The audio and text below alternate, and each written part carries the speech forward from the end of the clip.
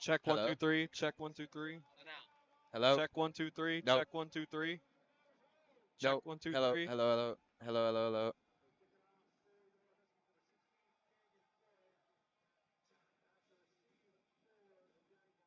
Hello, testing. Check one, two, three. Check one, two, three.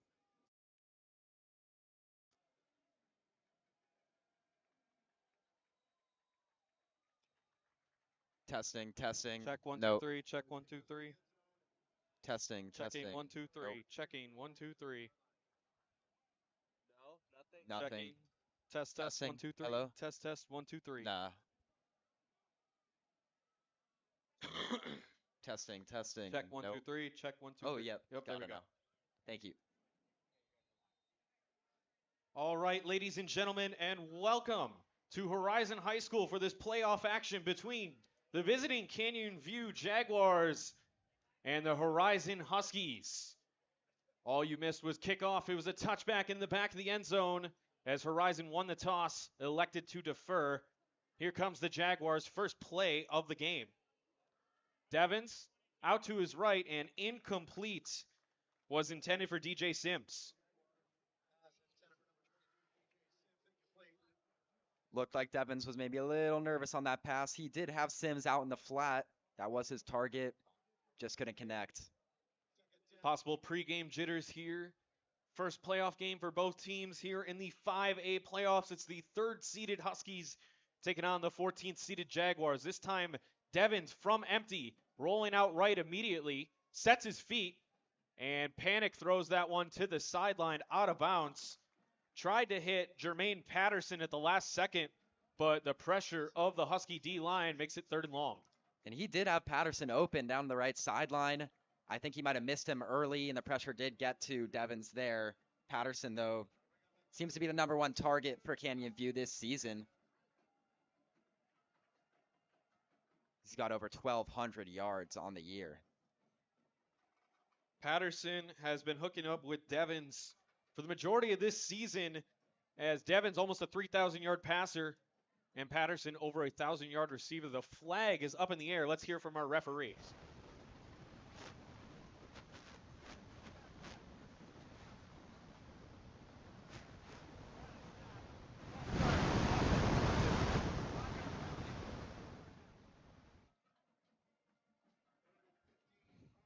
So that will go against the offense right there. False start, moves him back 5 yards. Having some issues with the ref mic early, but the Jaguars in an early hole here. Motion man, pump fake. It's a screen over the middle, complete. Looking for room was indeed Patterson, but couldn't get much more. About a 5 yard gain brings up fourth down. I kind of like that screen call there by the Jaguars. Yeah, I feel like it wasn't a usual, typical kind of screen play. They had Patterson running down like a drag route instead of just a normal screen to the flat. I thought it could have worked for the first down. Unfortunately, the Horizon Huskies defense, they were all over it. 15 yards to go. It's a little bit of a conservative play call, but it's good to get that first playoff completion for Bo Devins. This punt's away. It's very high, not going to go very long. And Horizon's going to be set up beautifully to start this one. Really good field position for the Huskies, and this Huskies offense has been rolling on their 4-game win streak. They've put up 41 points, 28, 42, and 51 in their last game. So the offense, which was already hot, now gets good field position on their first drive in their first playoff game. These guys are by committee. We're going to see two quarterbacks today. The first one going to trot out to the field, number 15, Jace Ashley. He is the better runner of the two quarterbacks, and pair that with Bodie Zamorano. And I mean, that's a lethal combination. Zamorano rushed for over 1,100 yards, and Ashley rushed for almost 500 this season. And a flag coming pre-snap here.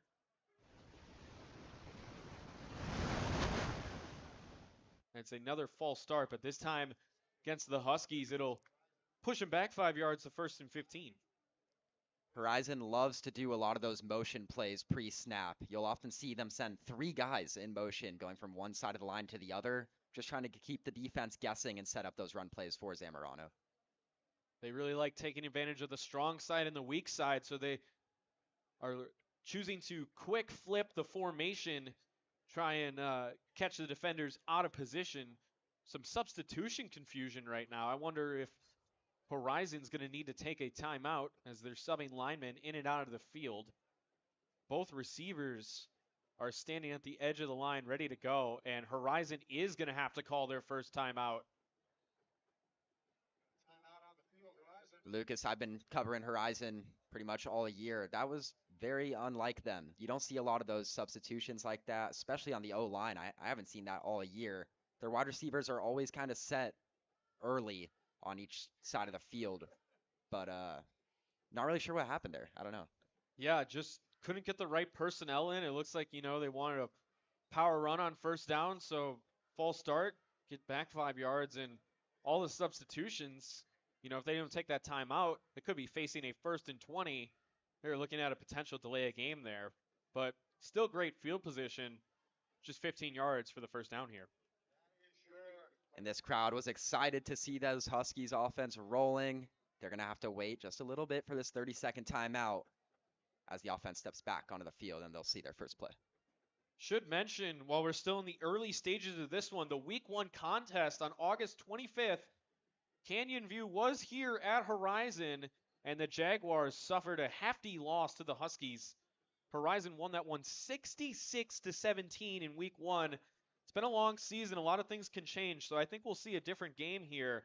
Horizon with the edge so far. 1st and 15, and just a handoff to the workhorse, Bodie Zamorano, and he'll get about 4 or 5. Probably going to see a lot of that tonight from Coach Litton and the Huskies offense. Like you said, Zamorano is the workhorse. I apologize.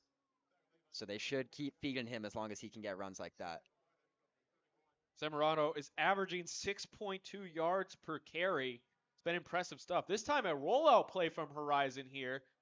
And Ashley has got his target on the sideline. Finds Adem Wagner. Wagner on the year leads the team in receiving yards. 310. Not a big passing offense for the Huskies. They do a lot of those motion run plays. But Wagner with those 310 yards, 17 catches, and 4 receiving touchdowns. And in that, he averages 18.2 yards per reception. Big chunk. Here goes Zamorano once again. And he'll be walled up after about 3 or 4 that time. Looked like that Justin Clark was in helping to make the tackle. 2nd down. Yeah, looks like the Canyon View defense might be expecting a lot of runs here from the Huskies. And they'll get another one as it's Zamorano again, but that time the defensive line holding up. We're seeing the Jaguars load the box early here. Yeah, that's kind of what I was trying to touch on. With Zamorano being so effective all year long, and Ashley being more of the running type of quarterback, unlike the other quarterback, Jones, who we might see later, Canyon View is going to continue to stack that box, be ready for the run plays, and make Ashley beat them in the passing game. All sorts of shifting going on for Horizon. It's forcing the Jaguars to scoot over. They will hand off to Zamorano. Stretch play, and he bulldozes forward, but he's going to be just short of the line to gain. An interesting decision coming up for Coach Litton. Looks like they are going to go for it. They've gotten so far 1 yard away from a first down. This would usually be Anthony Segura territory, the other back. But it looks like they're going to stick with Zamorano. From the I form. Zamorano fumbles the football. Who's on it? And it might not matter because it could be short of the first down if Horizon recovers. We're waiting for a referee signal. And it is Jaguar football.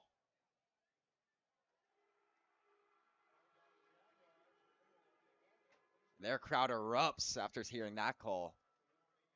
Very decent showing from the Canyon View fans making the trip across east-west all the way up in North Scottsdale here. So really interesting. We have not seen Zamorano fumble the football a whole lot. Very rare for him to do so. Does it there on 4th of a yard, and doesn't really matter who recovered. It's a good decision to go for it there because of field position. The Jaguars looking to start inside the 10. And that could be a huge momentum swing, obviously. Bo Devins just dumps it off over the middle right away. And I'm not sure that Santino Varvel was quite ready for that one off of his hands. That pass came in quick, and it's 2nd and 10. Varvel, the 6'3 senior, has been very reliable in this Jaguars offense all season long. He has 10 receiving touchdowns and over 600 yards. Don't see that a lot from Varvel. His long of the year, 73-yard reception, averaging 15.7 yards per catch. That time, Devins connects, and he'll find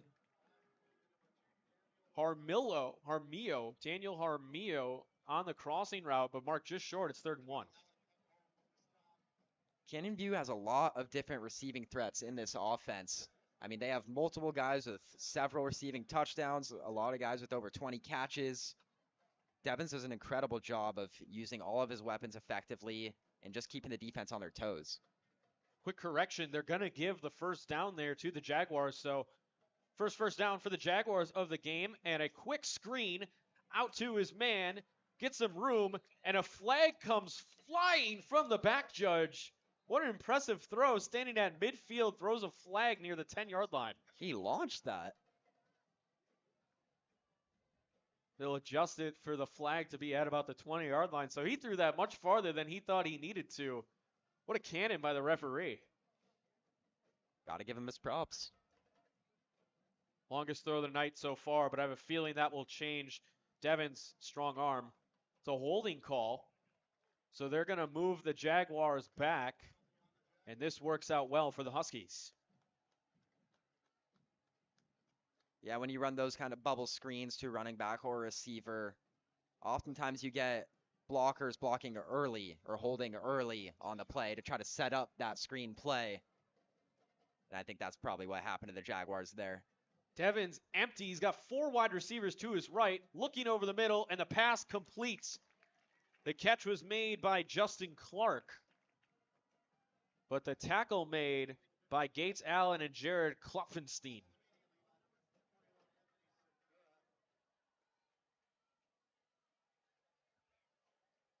Only 2 yards there for the Jaguars. Sets them up at a 2nd and 18. Same formation, quads to the right, rolling out that way is Devins, looking, sets his feet, fires over the middle, and it's caught with space, cutting back midfield, running down the left sideline. Will he be chased down? And he is at the 15-yard line. What a catch and run for Santino Varvel from Bo Devins. Alec Ekholm was able to chase him down to avoid the score, but still an incredible play for the Jaguars, and that puts them in the red zone. Absolutely flipped the script on that play. What a throw from Devins, and you see why this kid now, with that completion, has thrown for over 3,000 yards this season in just 10 games and some change. 1st and 10 from the 15. Devins drops back, quick throw, and this one complete, finding Jermaine Patterson out in the flat. We've seen the Huskies defense blitz a lot this season. That's something they just tend to do. It works against teams with quarterbacks who aren't as efficient as Devins and teams with O-line that hasn't been able to step up like the Canyon View O-line today. But as long as Devins keeps slinging that thing, the blitzes aren't going to work as effectively as the Huskies are used to. Canyon View looks like a different team today. They've come out motivated. The handoff this time, and it was given to DJ Sims, who works his way for a 1st and goal down at the 3-yard line. It's pretty incredible how Sims is able to continue to be effective in this offense. The sophomore stands in at 5'4". You don't see that a whole lot in high school football, but they continue to feed him the rock, and he proves he belongs out there. Interesting stuff from Canyon View. They'll come out in the I form this time. It is a keeper. Devins looking, end zone, fires, touchdown Jaguars. They're on the board first. He finds the fullback that time. It's Brock Barilla with his touchdown, first career playoff touchdown. You see Brock Barilla have a lot more of an impact on defense in most games for Canyon View, but that was an excellent play call by the offensive coordinator, Corey Raftery. Set him up in the back of the end zone. There wasn't a Husky in sight. Easy play for Devens. Raftery had a brilliant call, and the kick is good. The Jaguars going with a new kicker. It's going to be number 36, Austin Hanza, doing the job. He's 1 for 1 on extra points, but again, a great call by Raftery. Uses his defensive stud in at fullback. You think for sure you're getting a block, but he trusts his quarterback to make the rollout, make the nice throw. Jaguars take an early lead. Horizon has just been punched in the mouth. Yeah, I mean, the fans are stunned. It's gone really quiet here. But expect, I think you get Chase Ashley rolling, and the Huskies can come back with a score. Look out for Vincent Valentino here on the kick return. He's been really effective all year long, last game especially. He kept setting up the Huskies offense at good field position, getting to midfield on all the kickoff returns. Hopefully he can give them a little spark here. Special teams often so overlooked in high school football, but it is so critical, especially in these playoffs. The kick is a squib, high bounce, but recovered by the Huskies, and they'll set up with decent field position again, wrapped down near the 40-yard line. Right as I start talking about Valentino, Canyon View knows it too. They avoid him. Go for the squib. Don't want to give Husky offense any sort of momentum off of a kickoff return like I was talking about. But even so, now they're going to start at the 40. That's not too bad. It's an interesting decision to make because if you kick it normal, you could get a good coverage. You could get them set up, pinned pretty deep. But the other risk is when you kick it short, okay, you're preventing the long return. But, I mean, the Huskies, they turned it over on that fumble. Uncharacteristic, but they have started out with some great field position. 1st and 10, all of the receivers are going to switch their trips to the left. It's a toss play for Zamorano. Makes a cut left and shoved out of bounds after about 5 yards. Yeah, I think I mentioned it earlier, but they love the triple motion, bringing the trips from one side to the other and just loading up that left side to give Zamorano as much blocking as possible to try to free him up for a long run.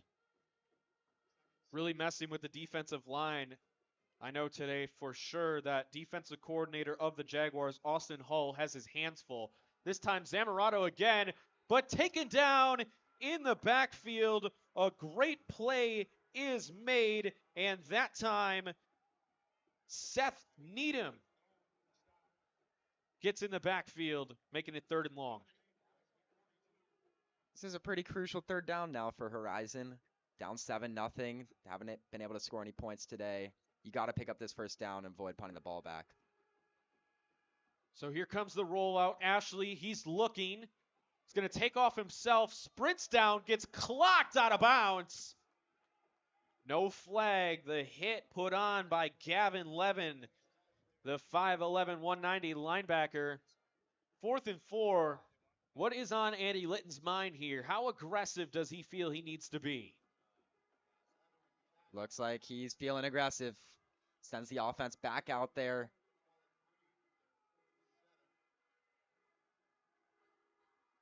They line up quickly. Still Zamorano, single back. There was movement up front, but got back. The referees don't throw the flag. Looking to use the hard count there. And timeout, Horizon. Getting down to the late stages of this 1st quarter, and Horizon's already used their first 2 timeouts. Yeah, that's usually a pretty big deal in the 2nd half, not as much in the 1st half. But of course, if there is a 2-minute drill later on in the 2nd quarter, Coach Litton might want those timeouts back. I was thinking maybe they were just going to try to get the defense off sides and then send out the punting unit. But if he was calling that timeout, gotta assume he's going to send the offense back out there. But no, they are going to bring out the punting team. Little reset. Interesting stuff there. Almost had the free 1st down. It looked like there was some movement from that Jaguars defensive line.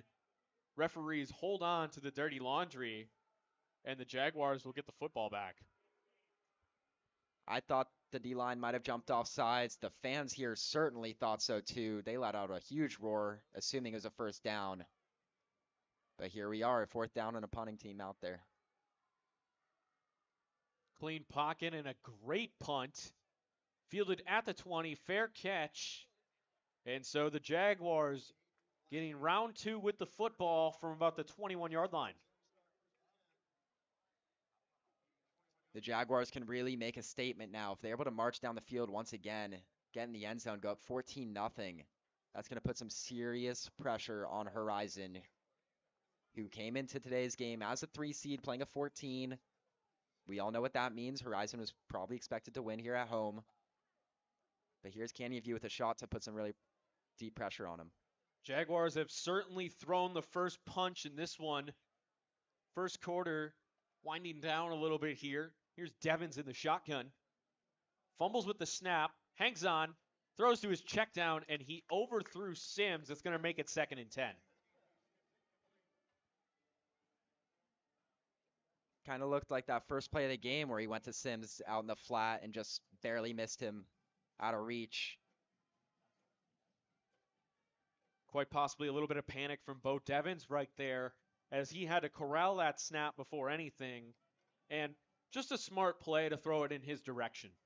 This time Devins trips to his right until wide receiver motion, and it's a fake jet sweep, quarterback keeper. Devins will earn about 5 or 6 yards. Going to be 3rd and medium here. Another sneaky play call there by the Jags. Kind of fooled me. I thought that was going to the receiver in the sweep. Devins kept it. Was able to pick up a few yards, make it a manageable 3rd down. Don't get it twisted. Bo Devins can run too. He's carried the football about 53 times for 316 yards, about 6 yards a carry. 3rd down, he throws to the corner, and he's got it. It's caught by Jermaine Patterson. Breaks another tackle. He's down the left sideline. No one might catch him. Cuts back towards the middle. Another cut, and he dives. Touchdown, Jaguars.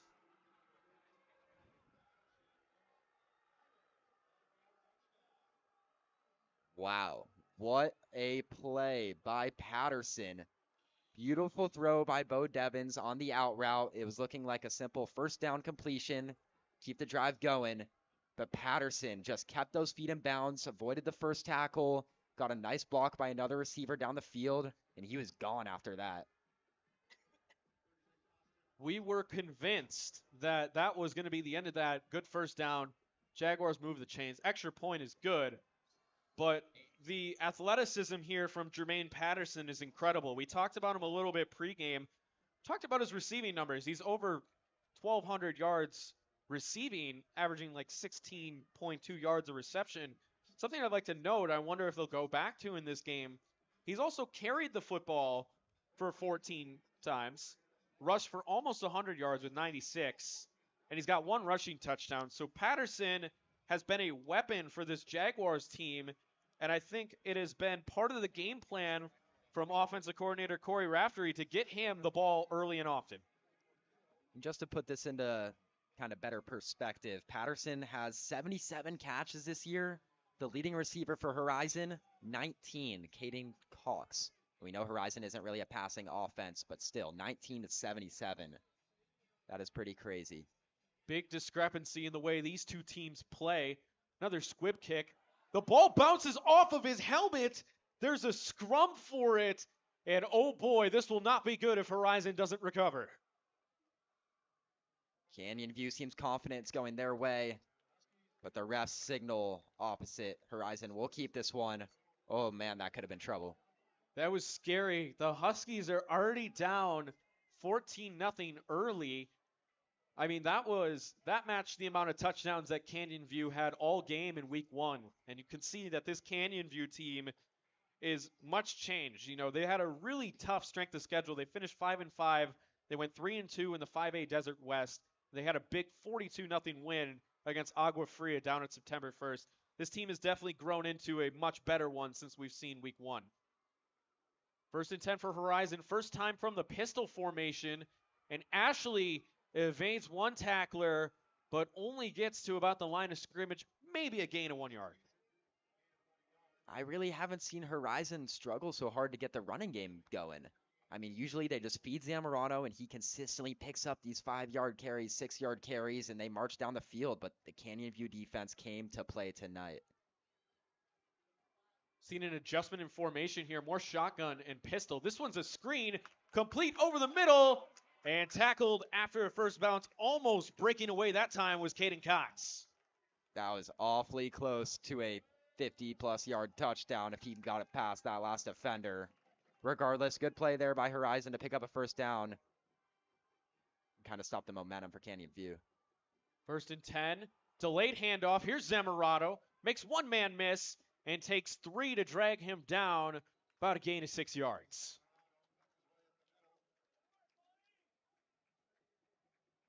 Zamorano loves to throw those hands up on those delayed handoffs. Seen it all year long. And oftentimes it really gets the defense fooled. Those draw plays are very effective. Got to make him think twice about it. Zamorano motions up. He's pass blocking. The drop here from Ashley. Fires one deep and overthrows his target, Jordan Partridge. He had him streaking wide open, but too much mustard on that one. Like I said earlier, it really seems like the Jaguars are going to try to force Jace Ashley to throw that ball. They know how good he is in the run game and obviously how good Zamorano is. So they are going to let him throw it deep. And if Ashley beats them, that's how Horizon can win this game. Kind of makes you wonder if Coach Litton will start to consider bringing in the more passing quarterback, Zach Jones, at some point. We will see indeed what Coach Litton thinks. We see Jones there on the sideline with his helmet on, ready to go. Here's Ashley rolling out to the right. Looks, fires. He's got a man wide open, and it's a Horizon touchdown. Vincent Valentino gets behind the defense, and the Huskies are on the board. Right on cue. I said Canyon View was going to try to make him throw it deep and beat him in the passing game. And there it is. They left open a receiver, Valentino, again, deep. This time Ashley wasn't going to miss him. He hits him right in stride. Beautiful throw. And the Horizon Huskies are on the board. Chase Ashley gets his 6th passing touchdown of the season. First one in the postseason. And Horizon Huskies have answered back here after getting an early punch right in the mouth. The extra point drilled right through, courtesy of Riker Floyd. And now the Huskies only trailing by 7. That was actually Canyon Floyd on the kick. They are brothers. I believe Riker might be holding for him. Canyon Floyd, though, ASU commit. He is now 40 for 41 on extra points this year. The only one he missed was blocked, maybe a bad snap. But Canyon Floyd has been incredible all year long. You talked about it. Special teams is so important in high school football, and having a kicker that you know will go out there and hit every single extra point, it's just unbelievable. Such a privilege for Coach Litton. Normally not find a guy who can hit an extra point, but guys that can hit field goals consistently from maybe that 30 to 40-yard range. 50 is a lot to ask for at this level.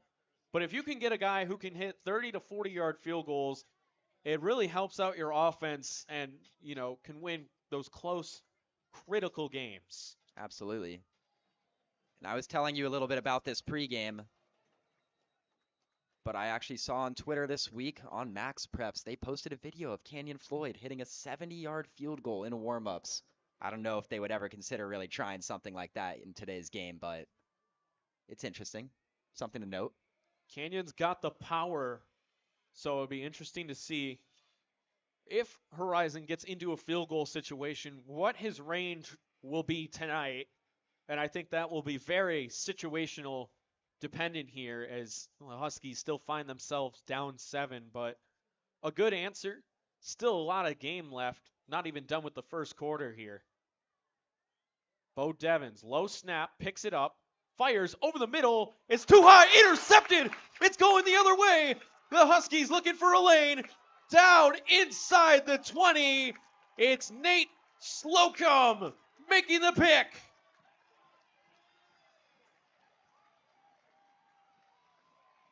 I think that was actually Tanner Newt, the senior, 5'11", led the team in interceptions this year. He had 3 in the regular season, and that will be his 4th.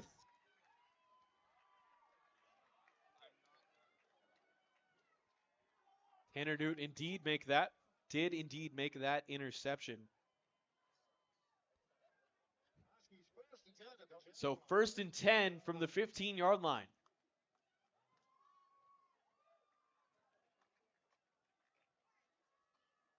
Zamorano up the middle, powers through one tackle, takes 2 more to get him down after a gain of 6. And that's the type of run Coach Litton has seen all year long and is expecting to see tonight from Zamorano. A nice push from the O-line, and Zamorano just does such an incredible job at finding the little holes and making the most out of each play. 2nd down, once again, Zamorano pushing his way forward, reaches for the pylon, but marked down at about the 2-yard line, but good enough for the 1st down. And they're going to bring in the power back now, Anthony Segura. This is what he's used for. 12 rushing touchdowns on the year. He actually has more than Zamorano despite such a discrepancy in carries. But he's just such a big guy. 6'2", 215 pounds. He usually just pushes it right in there. He is the power back, and Carson Kolb leading the way. He's in. Touchdown, Anthony Segura. The Huskies have answered. Flags are flying on the far end of the field. Not even the end of the 1st quarter, but things are interesting here in Northern Scottsdale.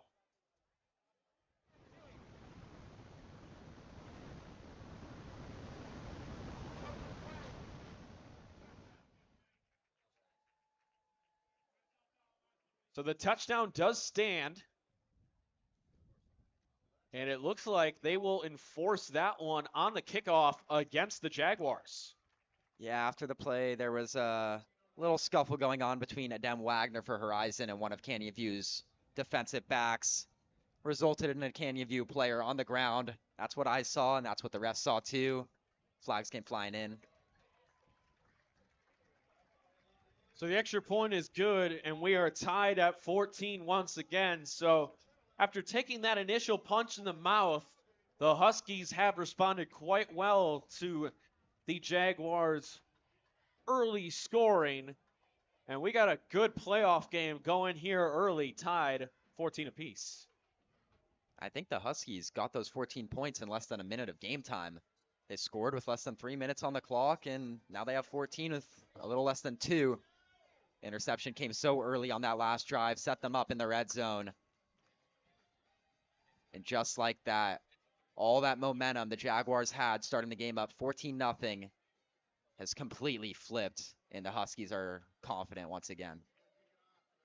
Huskies feeling good once again, but something here for the Jaguars, that penalty enforced on the kickoff. You got to kick from the 25 here. So we'll definitely see a return. DJ Sims is going to be back there. And this is where they're going to rely on the leg power of Canyon Floyd, try and kick it as far as he possibly can and get a good kick coverage here from the guys. Booted and fielded inside the 10. What a leg from Canyon. Faking the reverse here and making a cut. Still on his feet, down the left sideline. Spin move. Wow, the elusiveness from Aiden Lang is seriously something to watch in this one. Seems like he was coated in Teflon right there.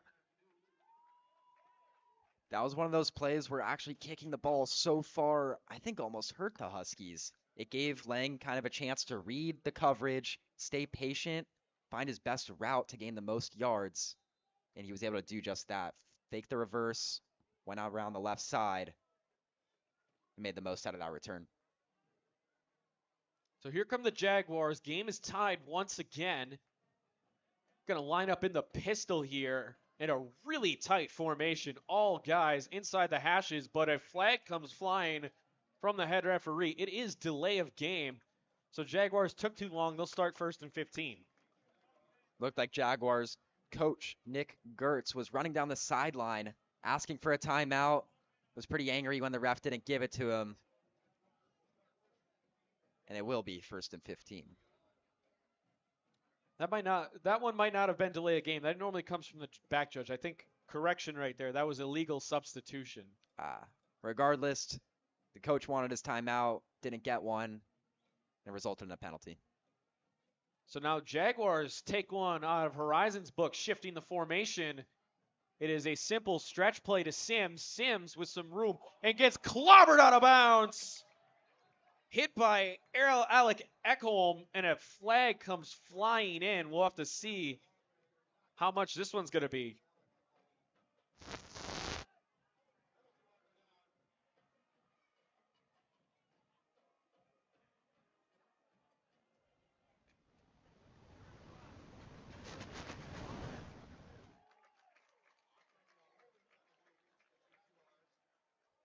So something I don't think neither of us were seeing coming right there. That one is going to go against the Jaguars. Thought they had Alec Ekholm on a late hit out of bounds there, but that was pretty clean. Gets called for the hold, and now I like to call this first in a country mile. The interesting thing about that was, like you said, it didn't seem too dirty of a hit, but by the time the ref threw the flag, he threw it right in that area, right as the hit happened. Certainly thought it was going to be a late hit. That was some pretty nifty running from Sims right there as he gets a little screen in the middle of the field. Made a man miss and just gets about 5 or 6 back to try and keep chunking out yardage. Maybe make this a 3rd and manageable, or potentially even 4th and manageable if Coach Nick Gertz is feeling that bold. But we are ticking down on the timer here. That is the end of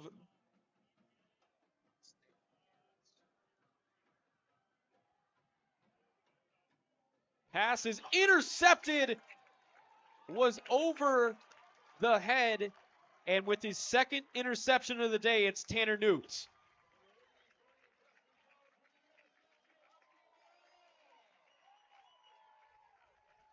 I think that was actually Presley Jones, number 83. But that one's got to hurt if you're Coach Gertz for Canyon View. You had the clock running down. You almost said it. That's going to be the end of the first quarter. But they decided to snap one last play, try to catch the Huskies defense off guard. And of course, it resulted in an interception. Brutal blow for the Jaguars. They had to run a play anyway. Correction, I have a big light pole right in the middle of the timing scoreboard. So what looked like zeros is a minute left. Horizon football once again. Option play. And Bodie Zamorano tackled for a loss.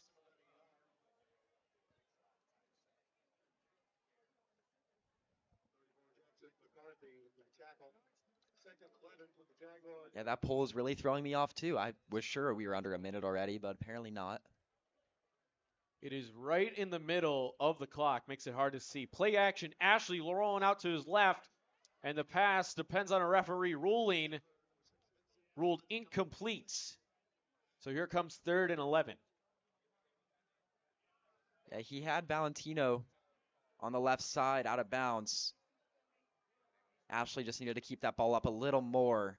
Valentino did have to fall to the ground to try to give it his best chance at catching that ball. Unfortunately, wasn't able to come down with it.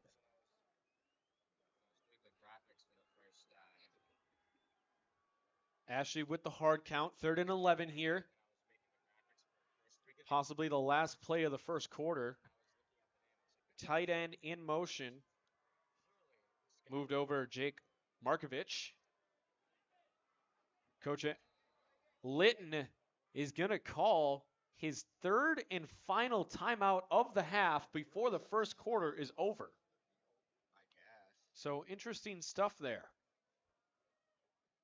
Yeah, that's not really something Horizon is used to dealing with. Usually it's a pretty steady offense. Like I mentioned, especially the last 4 weeks, the offense has been rolling, putting up over 4 touchdowns a game. But this Canyon View defense has been causing some problems early, and it's forced Coach Litton to use 3 timeouts.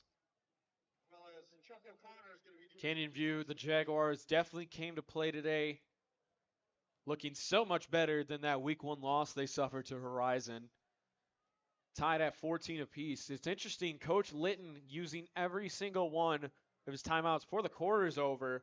You know, you like to use those typically towards the end of the half, either to get the ball back or if you got one last 2-minute drive. So He's going to be without those for the rest of the first half, but luckily it's the first half. He's going to need to be more careful with the timeouts in the third and fourth quarter. Ashley lined up in the shotgun, sends Zamorano out to the wide left. Ashley looking, evades pressure. He's going to scramble himself. It makes one guy miss, and finally forced out of bounds. It's going to be close to the marker, but just short is the ruling. Great play by Ashley. I originally thought this could have been a quarterback draw play. They don't run a lot of empty sets, and that usually means a quarterback draw could be coming. And that's kind of how it ended up playing out, as he was able to roll out of the pocket and get the most yardage. 4th and a yard. Zamorano takes it. It's got a hole. Stiff arms one man and fights inside the 15 down to the 14-yard line. So Horizon converts on 4th and 1. And now, finally, this will take us to the end of the first quarter. We are tied at 14 apiece. And we will see you when the second quarter begins.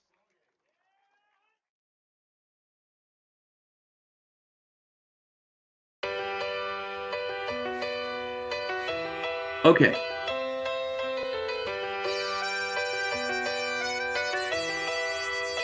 All right, so Miami is at Kansas City. They'll be facing the 6th-seeded North Valley Christian Academy.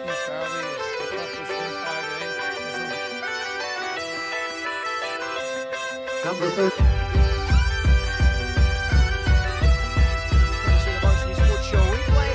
Perfect play design on 2nd down and 7. Bray unloading downfield.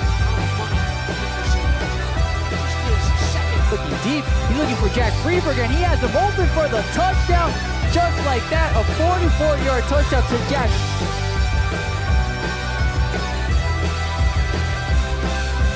This is Bobby Murphy here with Varsity Sports Show at Arizona College Prep. I'm here with Coach Jason Jewell after an extremely gritty 14 years.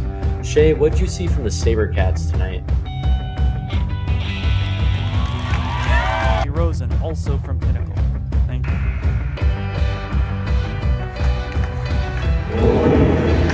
To the 30, the 40, the 50. All he sees is green.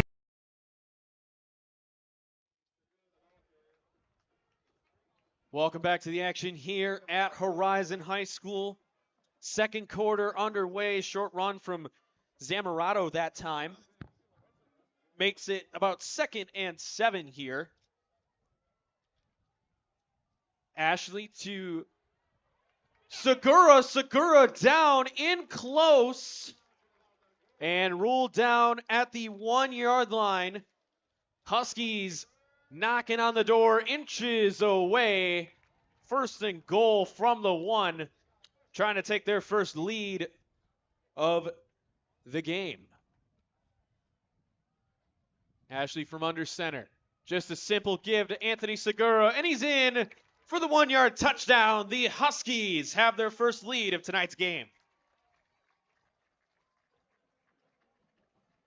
Kind of saw that one coming. Once they get inside that 3-yard line, it is Anthony Segura's ball, nobody else's.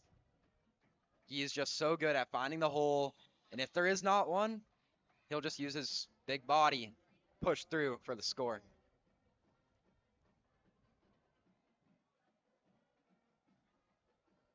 Here comes Canyon Floyd to try and make it a 7-point game, and he does just that. The Huskies now leading 21-14. Man, they came back quickly after an early punch in the mouth there. Absolutely. Their last 3 scores all coming within 4 minutes of game time. Very, very quick turnaround. And Canyon View, which had so much momentum, maybe all the momentum you can get and all the pressure you can have on Horizon, just flipped in an instant. Tough blow for the Jaguars. But getting this ball back, putting the ball in Bo Devin's hands, who's already made some beautiful plays tonight, they can easily stay within this game, march down the field here with a score. Bo Devins is certainly their key in this one. 3,000-yard passer. Got about 400 yards of rushing in there as well. He is consistently consistent and a big reason why the Jaguars are still in it. He's made some great throws in this one. Here's the kickoff and booted down, rolls out the end zone for a touchback. Last week, Floyd had a kick just like that, but instead of rolling into the end zone, it kind of just stopped. It rolled towards the sideline. The returner thought it might just go out of bounds and they could get the ball at the 40, but it just stopped right there, and it resulted in ala-gilbert being down within the 10-yard line. So look out for that later. Floyd has just got an incredible leg. Can make a lot of plays with it. Great power, but great accuracy too. It's a lethal combination and a big reason why the Jaguars have struggled since their early quick 14 points. This time, Devins from the empty set. He's got quads to his left. He's surveying the field, rolls out to his right, looking, gonna launch one, and that one had a lot of heat on it. A little too much for Santino Varvel to handle. Huskies only rushed 3 there with the empty set. 3 on 5, they were able to get immediate pressure. That D-line has just been great all year long for the Huskies. And when you're only rushing 3 and getting pressure like that, usually means good things for a defense. Alex Prine, the defensive end, he's really setting that edge on the right side of Devins. Devins looking, evades pressure right away. He's scrambling, looking for a receiver, gonna take it himself, and coasts out of bounds after about 7 yards. Carson Cobb got a little bit aggressive there. He does have 7 sacks on the year, so when he sees that quarterback in his sight, he goes for him. But maybe had he tried to keep him in the pocket a little better, Kenyon View would have been able to make such a great play out of that. Yeah, he really didn't have outside contain right there. He was screaming with one thing on his mind, a sack. 3rd and short here, about 4 yards. Big, important down in this one. Motioning to Sims. Devins looking, fires over the middle. Got his pass complete to Varvel. And Varvel down to about the 46-yard line. Just able to find a hole. Crossing play over the middle of the field, 15 yards out. Looked like the Huskies might have been in zone there. They had some defenders short of Varvel and some defenders past him. Just fit right into that hole. Bo Devins has done the most amount of damage just finding a hole in the zone over the middle. Sims in motion again. Devins looks to his left, now pressures out to the right, tells his man to go upfield, and caught complete down to the 22. He tells Daniel Jaramillo to just run upfield, fires a laser right to him. Just an unbelievable play by Devins. Something a pro would do. We saw him signal, go downfield. He saw where the hole in the defense was on that play, and it was deep. Jaramillo just kept going down the sideline. Perfect ball, perfect catch, 1st down. Devins motion Sims again. Roll out to the left. Quick throw. Intercepted. It's going to go the other way. Devins is the only potential tackler unless he gets chased from behind the 10. It's a pick 6 for the Huskies. His 2nd interception of the game. It's Presley Jones.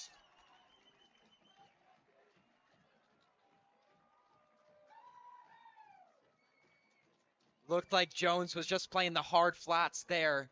Zone coverage once again for the Huskies. Jones was just supposed to cover the flats. That was his only job. I think he kind of got hidden by the Jaguars receiver. Devins just didn't even see him there. Threw that ball, and it's an easy play for Presley after that. Jump the pass and take it all the way. That almost looked like a schedule throw, like Devins was going to throw to that spot almost no matter what, because the only other way I can put it is that just Devins just didn't see him.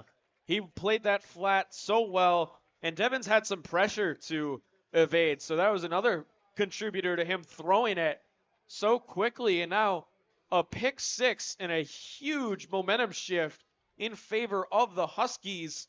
what was a 7-point game, and the Jaguars were looking to tie it again, is now a 14-point game. And I just mentioned how they had 3 scores in like a 4-minute span of game time. Well, now they get their 4th, only adding maybe 45 more seconds off the clock. It's just all tumbling down for the Jaguars. Huskies getting 28 straight points in less than 5 minutes of game time. What a crazy start to this playoff game.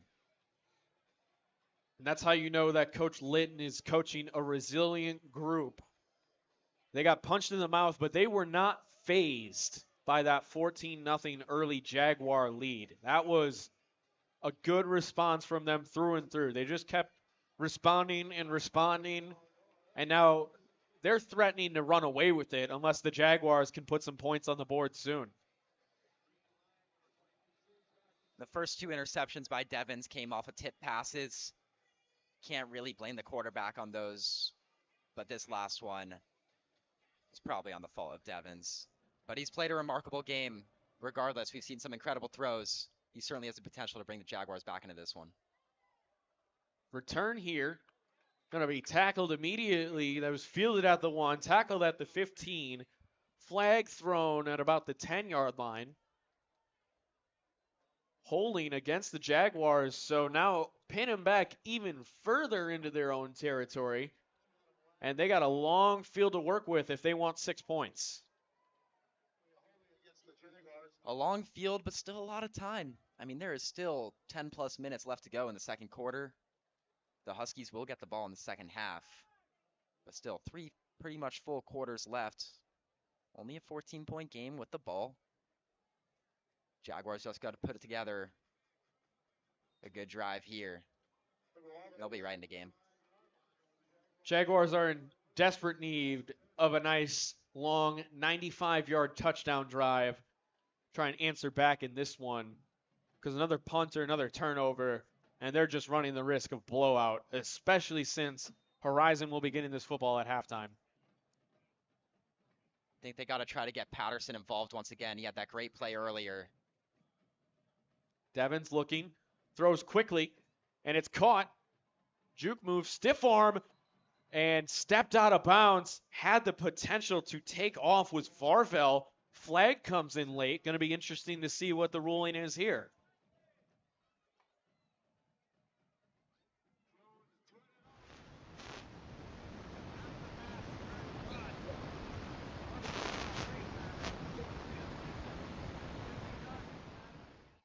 So that's going to help the Jaguars big time. A face mask call, and they got the breathing room they needed. 29 yards of field position on the play and the penalty. So now it's 1st and 10 from the 34.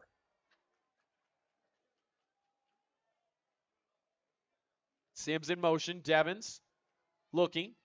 Just tosses it out to, that time, Justin Clark. And in coverage was Jared Klopstein. Clark's not a guy we've mentioned yet today, but he can be really effective in this passing game too for the Jaguars. 7 touchdowns on the year. 472 receiving yards. Clark on the roster listed at QB, but he's been playing receiver. That time, Devins, just a short throw quickly. Looks like that time he found Daniel Harmio, and now it's 3rd and about 7 or 8.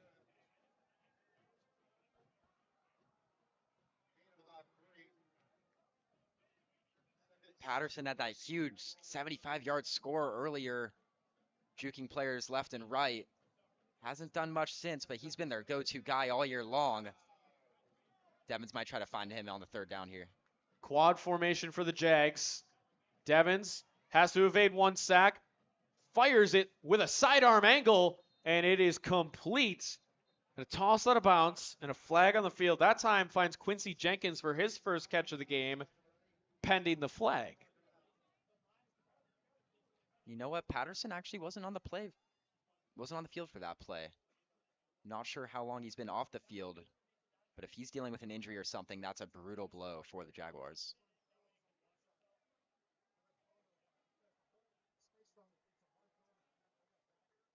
Another flag in favor of the Jaguars. So they're getting some penalty yardage help on probably what would have been 4th down right there in a tough decision, but penalty takes care of it for them. They got another life, and they're going to keep moving the football. Brevins is approaching the huddle, and we still don't see Jermaine Patterson.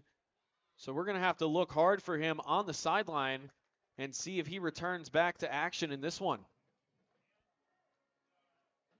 Seems like Devins has kind of made Varvel his #1 guy since Patterson's exit. He's had several targets in the last 2 drives. Little motion out, and it's a quick throw. Intercepted once again down the left sideline. Stiff arms a man. Touchdown Huskies. It's Jared Klopfenstein.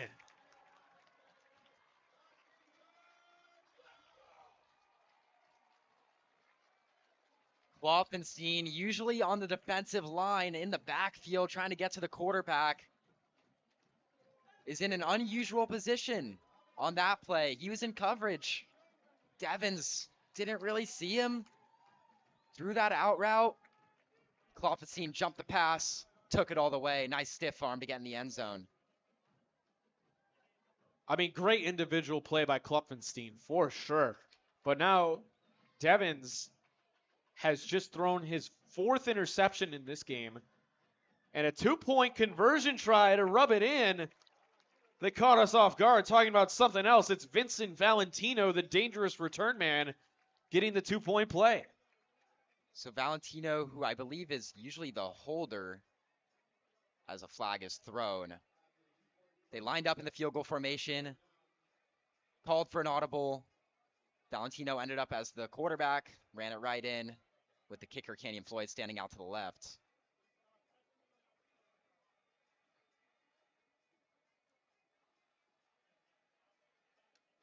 So 2-point stands. Looks like we got another after the play penalty. Unsportsmanlike. Looks like it goes against both teams here. Looks like they might have offsetting penalties. We'll see where the referee spots this one to get kicked. But it has been a surprising day for Bo Devins. Started out so well, and it's been downhill, especially with the last 2 picks. I mean, in the regular season, he threw for 32 touchdowns and 8 interceptions, and he has thrown 4 in this one. So half of his season interception total in less than 2 quarters of football, not ideal. Gotta think the loss of Jermaine Patterson might have something to do with it. His #1 target all year long, over 1,200 receiving yards. Without him on the field, Devin seems to be a little bit lost. And I thought they signaled for offsetting penalties too, but apparently not. Canyon Floyd will be kicking from the 45-yard line. Could have been 2 penalties on Canyon View versus 1 on Horizon there. That seems most likely. But this should be... Oh, it's a sky kick with the favorable field position. The coverage team's down there quick, and the tackle is made at the 12-yard line. Give the credit right there to Tyler Furness. Making a great special teams play, and the Jaguars pinned inside their own 20 once again.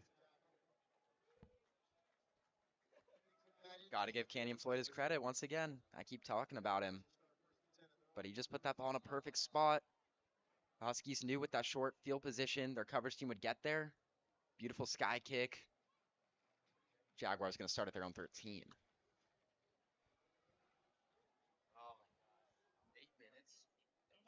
So 36-14 right now, a 22-point lead for the Huskies. Devins, with a running back with him this time, will elect to hand it off. It's Sims for maybe 2 yards.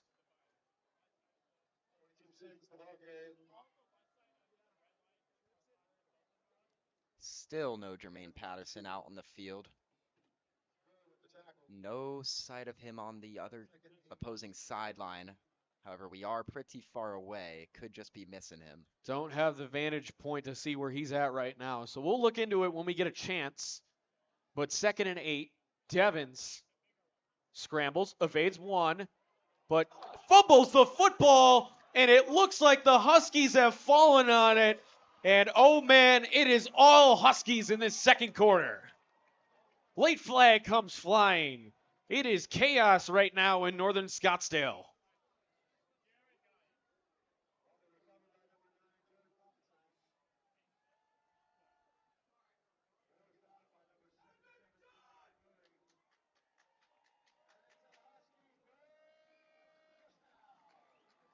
So this one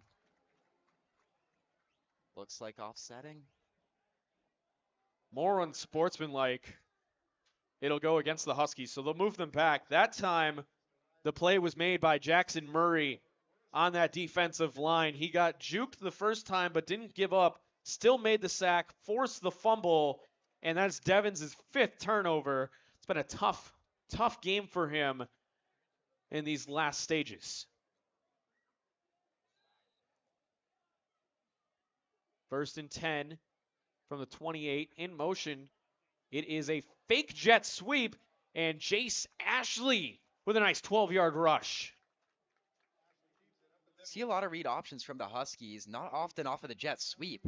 That was extremely well executed. Ashley made the right call, gained 12 yards, sets him up in the red zone. I'm a fan of that creative play calling right there. Option midline on the jet sweep. It's cool.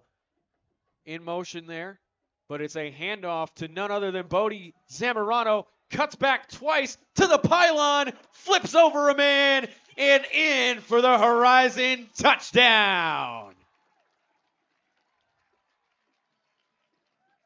Well, you knew Zamorano was going to find his way into the end zone eventually, right? 10 rushing touchdowns on the year, a workhorse, constantly getting fed the ball.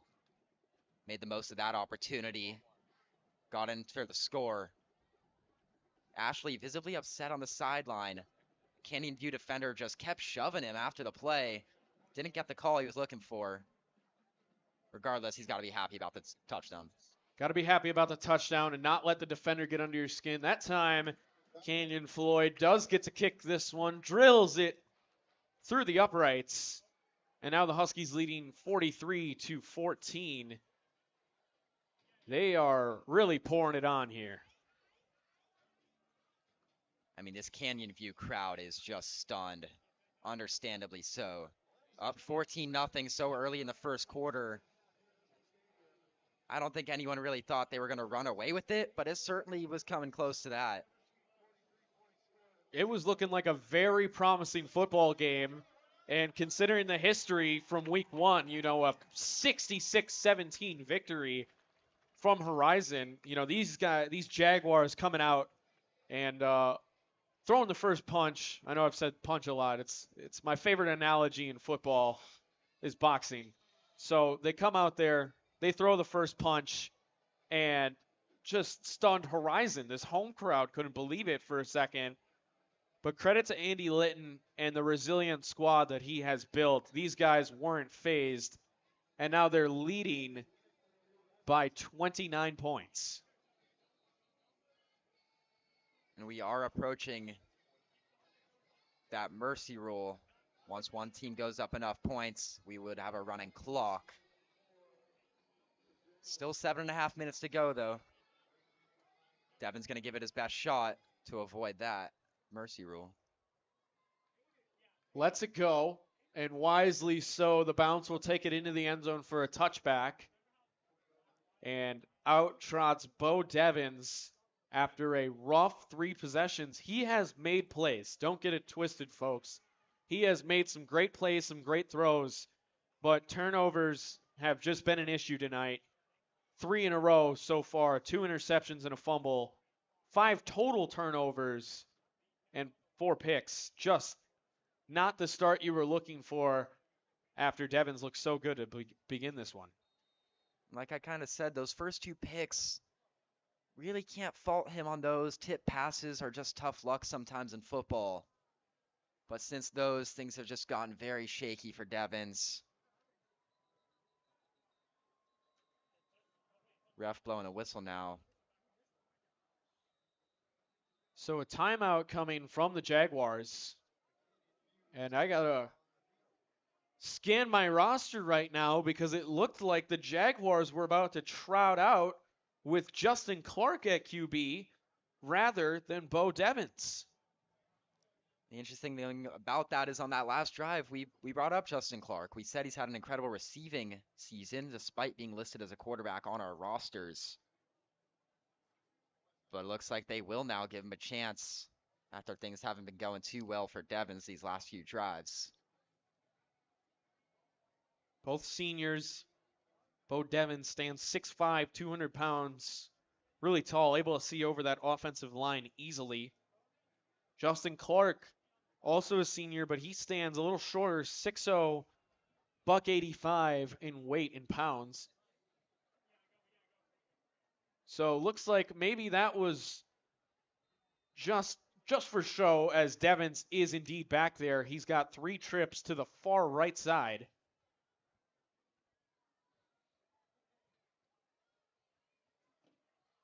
And they're calling for a pump up of the play clock here. Interesting formation. Let's see what the Jags do with it. Empty. Here comes Devins. It's a quarterback draw. Makes one miss. And powers forward for about 4 yards.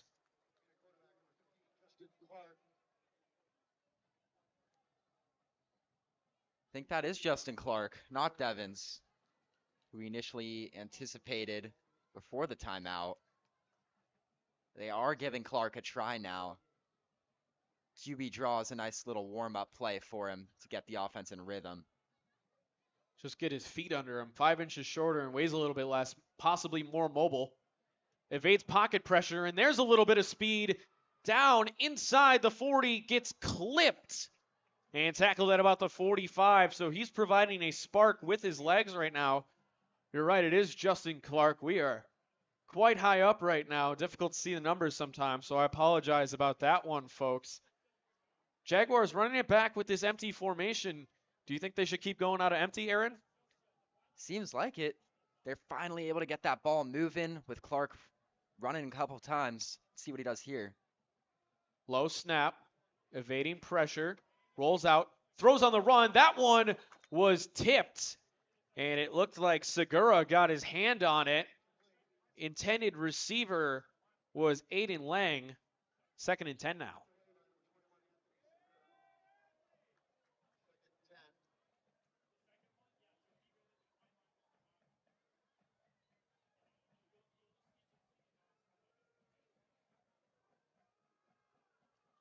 This is an interesting formation now for Canyon View. They're going to have their trips wide receivers lined all the way out on the right sideline, despite the ball being placed on the left hash. Very far away from Clark, maybe trying to spread out the defense and give Clark some running room. That's quite possibly the answer. The box gets stacked for the Huskies. Looking to throw, and he's got his man in stride. A slant route complete, some speed, and inside the 30, the ball was fumbled, but he is ruled down. It's Daniel Harmillo making a play. Really good job by Clark to embrace that pressure that was brought to him by that Huskies blitz. Stand in, stay strong, fire the ball over the middle to his receiver, and get the big play. Stood rock solid in the face of pressure and delivered a nice dart over the middle. Ball keeps appearing on the left hash, and they are lining their receivers out past the numbers, the inside receivers between the numbers and the right hash marks. So here's Clark. Looking left, fires early, and a miscommunication there. That was Santino Varvel. He ran inside, and the ball was thrown toward the sideline, so someone in the wrong. You're going to see that sometimes when you get a quarterback change. Varvel's used to the communication from starting quarterback Bo Devins. Just a miscommunication. It's unfortunate. But they'll get a second try here, 2nd down. Clark again from the empty. Looks left. Lobs one. And another miscommunication. That one to the pylon. And Santino Varvel was cutting to the middle. So starting to wonder now if it's a coach's decision or an injury from Bo Devins, because we know Bo knows the plays, and right now that Justin Clark is struggling with what route is going where. Yeah, those first two plays looked almost identical. Varvel was just a little further down the field on the second one. 3rd and 10. In motion is Sims. Runs a slant across the middle. Clark looking, throws, got it, man, complete. It is Varvel fighting forward down inside the 5, but there is a problem brewing for the Jaguars. Flag on the field, and it is holding. So a great gain on 3rd and 10 is going to become 3rd and 20. Huskies did send some pressure there, and they really did get to Clark pretty early. Looked like it was going to turn into a sack. It didn't, most likely because of the hold. Great play by Clark, standing in the pressure, hitting his receiver again, but it is going to be brought back by a holding penalty. We definitely know Clark has the throwing ability. He's thrown some nice, accurate passes. It's just a matter of whether or not him and his receivers are on the same page. So 3rd and a long 19 to go. Sims in motion again. Clark looking. Just fires it over the middle. And a little risky into traffic there, intended for Aiden Lang. 3rd and long. Looked like the Jaguars were kind of going conservative there. Just trying to get the drag route to gain a little bit of field position to make this a more manageable 4th down, whether you try a field goal, which it looks like they are going to go for. This is a long one, Lucas. I think Clark is actually out to punt. You're right. It was surprising. He's out for the punting duties as well as quarterback. So, but to your point, doubt they would try it, but watch out for the fake. It is a fake. Oh, he faked the fake and finally gets an Aussie-style punt off. The ball takes a Husky bounce, rolled back, but down at about the 18-yard line. That was kind of a funky play there, pre-snap and post. Maybe I was just confused, but it looked like, to me, they might line up for a field goal, turned into a punt. Then we thought it might have been a fake punt. Then he does get it off. It's almost blocked by Carson Cobb. There's a little bit of contact, no foul. Just an odd play for such a simple punt. That one was really weird. He faked faking the punt and then punted it. Something I don't know if I've ever seen on a football field. But either way, here come the Huskies offense from the 15-yard line. Ashley with a simple give to Zamorano. And despite his small stature at 5'11", he just glides through those holes effortlessly. The offensive line has done a great job all year paving the way for him. And once the Huskies go up a few scores, which they've done quite a few times this year, they tend to just keep feeding Zamorano and let him take the game from here.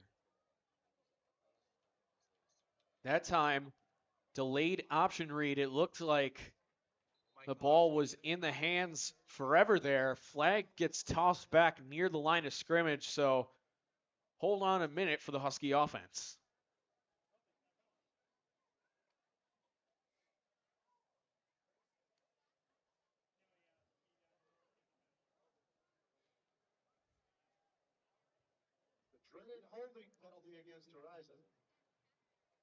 So out comes another hold.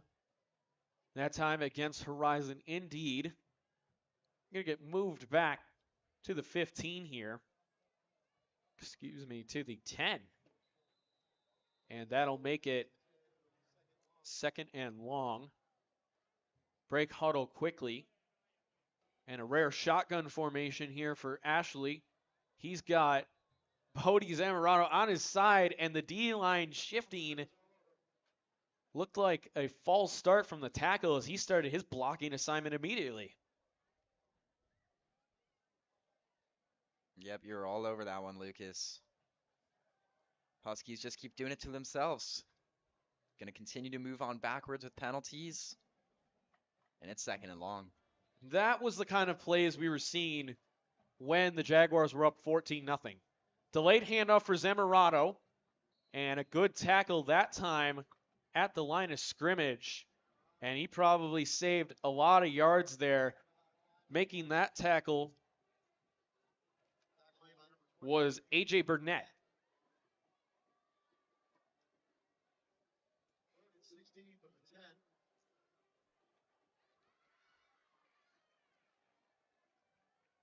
Here comes third and very long territory. Ashley's going to sprint out, and it was a designed sprint pack screen to Zamorano. He doesn't have a lot of receptions, but he has 4 for 65 yards, so could have been scary if that one was complete, but the Jaguars doing a good job of just keeping everything in front of them. They stopped the Zamorano runs, got a couple penalties from Horizon, and now a chance to get the football back. Although that resulted in a incomplete pass and a punt, still a good play by Ashley to avoid the sack, throw the ball in a spot where only his guy could catch it. He's not going to turn the ball over that way, and he's not going to get called for an intentional grounding. Just a smart play by Ashley to bring out the punting unit. Those high IQ football plays never always show up in the stat sheet, but they are important. Whistles are blowing, and it looks like we got a flag. It is delay of game, so push them back halfway. And let's see if the Jaguars decide to bring the house here. Could be a momentum shifter if they get a block. Got to think Coach Linton would have liked to have a timeout there to avoid that delay of game and not have his punter so far backed into the end zone where a blocked punt is really possible. Punt is clean. Great blocking that time. It is fielded by Lang, and he dropped it. Muffed punt. There's 2 Huskies trying to recover it. But Aiden Lang is able to fall back on it around the 45.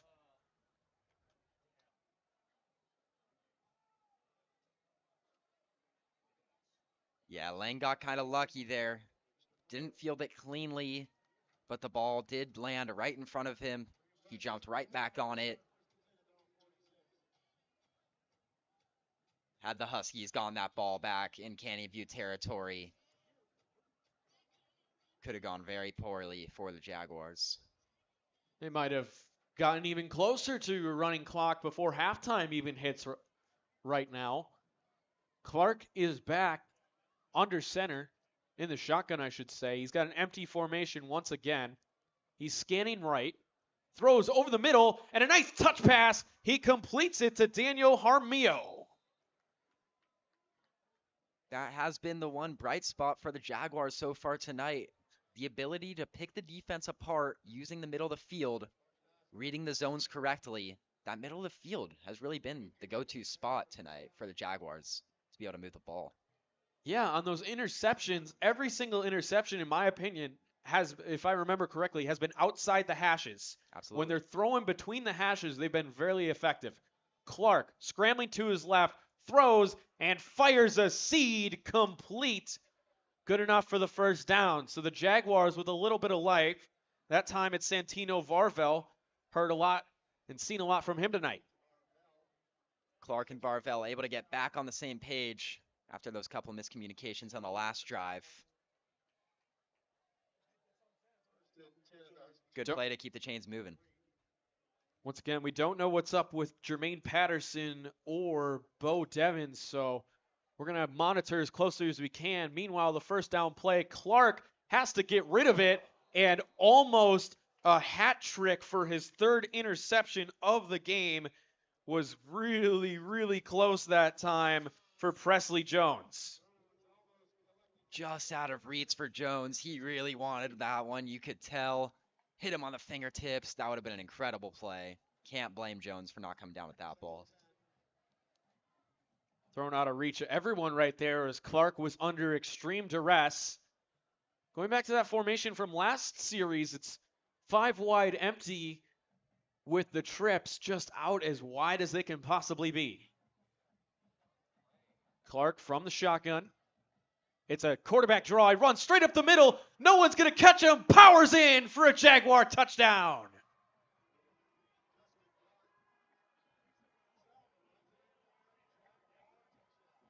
Just a great play call for the Jaguars. You send those 3 receivers far out to the right, 2 receivers out to the left. it just creates so much space in the middle of the field because it forces 5 different Huskies defenders to pick receivers and move out to the sides. So then it's just O-line versus D-line. And if you get the right hole, Clark's going to find his way into the end zone like he did. So some credit back to Corey Rafferty, the OC and play caller of the Jaguars. Meanwhile, the extra point is good to make this one 43-21, but we were speculating what was up with that super wide formation, and we saw it. It really was for those quarterback draws, created space. And, if Horizon didn't send the proper amount of guys out to defend those receivers, I'm sure we would have seen a quick screen in the numbers game. Absolutely. It's kind of a pick your poison. You have that many weapons on offense, like we've mentioned all game. All 5 of them are out there. The Huskies kind of either have to play the run, play the pass, and if the Jaguars just can read it right, they can continue to score and move the ball this game.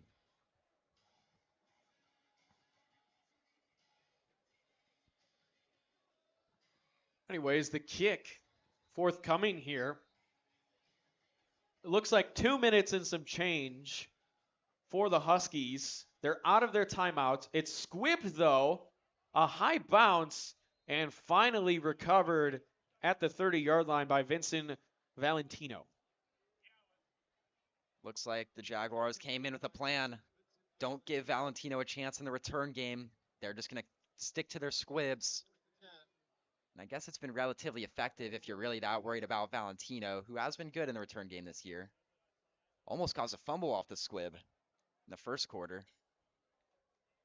That's the thing. I think the Jaguars will stick with kind of that squib look to see if they can finally get a free possession here from a special teams miscue by the Huskies. So it'll be interesting to see with 2 minutes and some change if the Huskies continue to run or pass. Ashley fakes the jet sweep. He's got some room to the right side and out of bounds near midfield, marked down at the 48-yard line.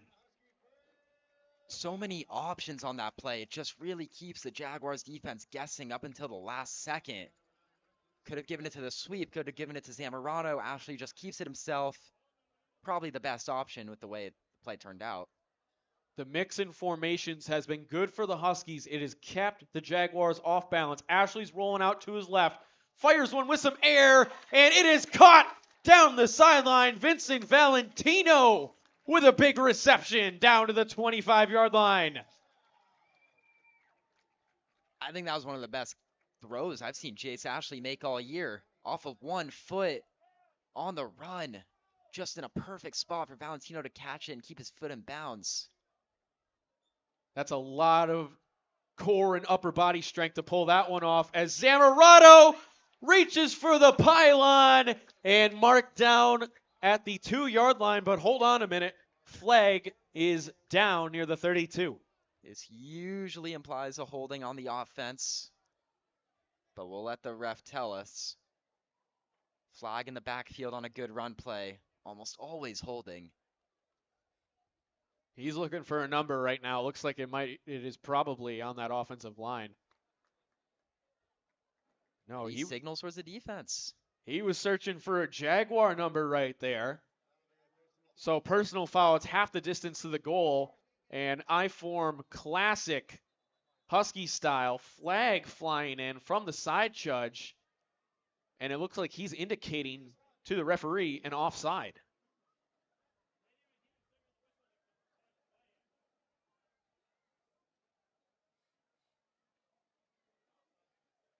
So a little conference between the two huddles of the offense and defense. Ball just 3 feet away from the goal line. I was going to say I was kind of surprised by Coach Litton not bringing the power back Segura into the game from this spot, who's gotten into the end zone twice from this sort of territory, but I have seen him flying around the field a lot on defense today, making plays left and right. So they're going to give him a little breather here and give it to Zamorano. Power single back. And who else but Zamorano? Touchdown, Huskies. They are pouring it on early before we even reach halftime. they're in line for a 50 bomb through 2 quarters.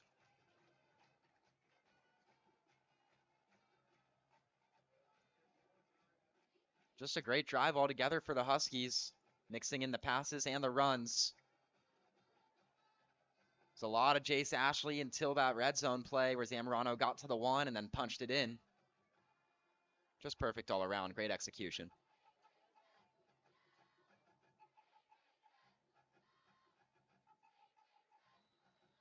Canyon Floyd nails that extra point, and the Huskies have a 50 bomb, and we're not even finished with 2 quarters yet.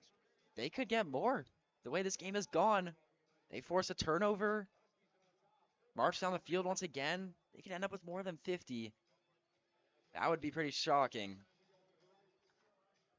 I think it's pretty safe to assume the Jaguars will roll Justin Clark out there once again after he was able to get them on the board on that last drive, putting together a couple nice runs. Here's the thing. If you're the Jaguars, your time is not your friend. We are hearing it in the stands above us. The press box is talking about the potential for the running clock as the Huskies just kind of stringing the Jaguars along right now. They've really been that 30 to 29 point threshold.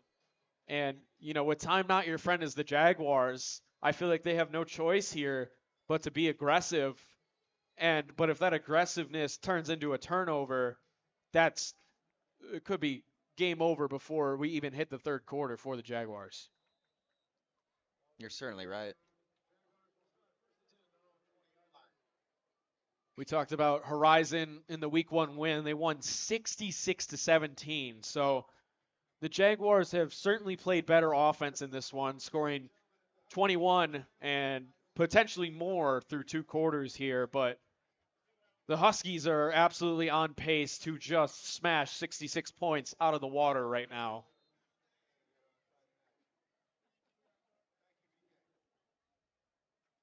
So here comes the super wide empty formation. Clark is back there in the shotgun. He's signaling to one of his guys. Hopefully they are on the same page here. Clark looking. Fires over the middle. And picked off, intercepted. It's too high. Looking for a return here. Cuts across the field. Could he go? And wrapped up at the 15-yard line. It's Alec Ekholm making the play. Looks like a flag comes out late, but I don't think the interception will be overturned. Seen a lot of these after the play type of penalties, celebrations, tauntings. Gotta assume the interception will hold. What's that, 6 turnovers now for the Huskies defense? 6 in 2 and 8/10 of a quarter. And it's just a mix of everyone. Ekholm gets his first. Newt has a couple. Presley Jones has 2. And, of course, the fumble, which is a group effort. Mostly got to give Jackson Murray credit for that forced fumble earlier.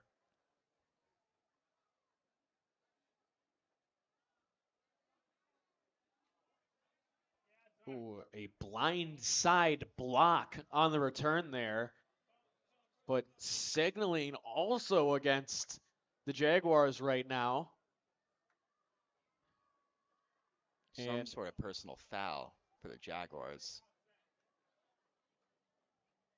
It'll be interesting to see. He did not make an offsetting signal, but it looks like it might offset anyway because they didn't really change the spot of the ball. Yeah, that's a weird one when you have 2 different types of penalties on each team. One's a personal foul and one's just a blindside block. It always gets a little confusing. Seems like the end result is offsetting.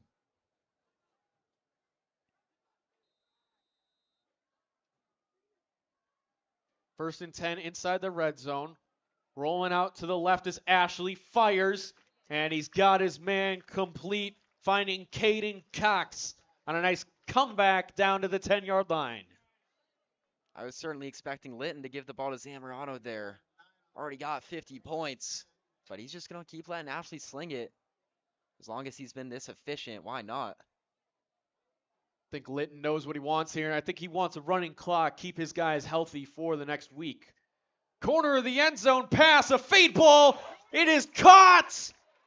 Is he inbounds? Yes! Touchdown, Huskies once again. Jordan Partridge gets in on the action. Another beautiful throw by Ashley. I mean, you can't put it in a better spot.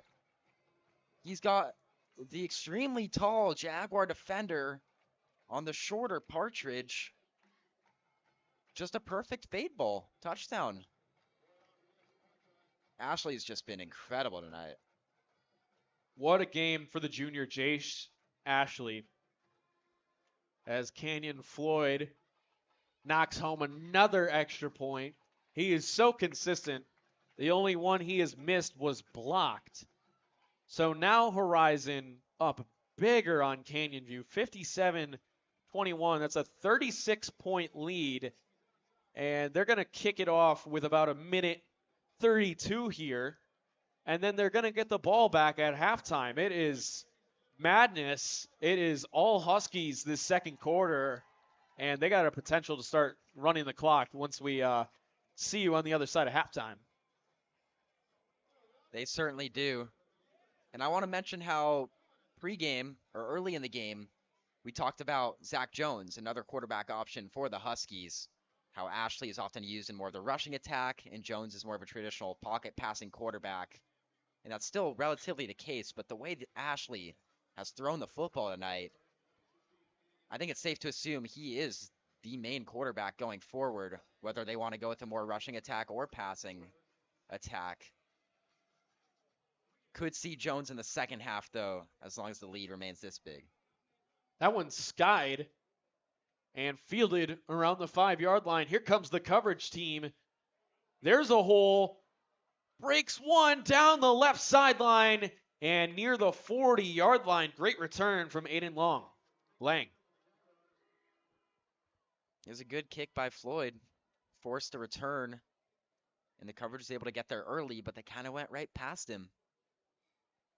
Lang found a hole, went around the left side. Was able to escape most of the defenders before being pushed out at the 33. Good kick, better return type of situation. So Canyon View going to get another chance from the 33. This time they're tightening up the formation. Pistol. And some movement early. Looks like the Jaguars got the Huskies to jump off sides.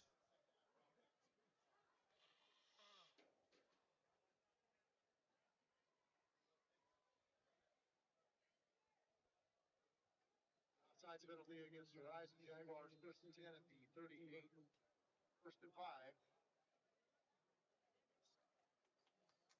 So a little help right there. First and 5, and they will just hand it off to Sims. Sims on the stretch play is just swallowed alive by multiple Husky defenders. Maybe a gain of the yard. So Horizon completely out of timeouts. And Canyon View is holding on to 2 of them. Jaguars might be content to just let this one run down the way the second quarter's gone. How many traditional handoff plays have we seen from the Jaguars tonight? Maybe 3? So few.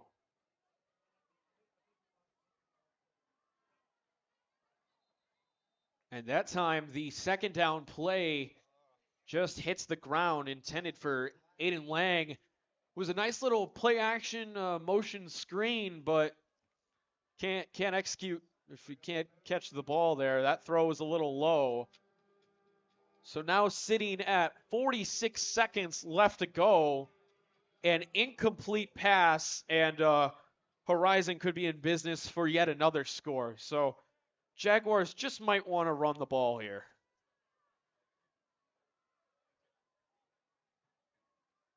Third and 5, they elect to pass.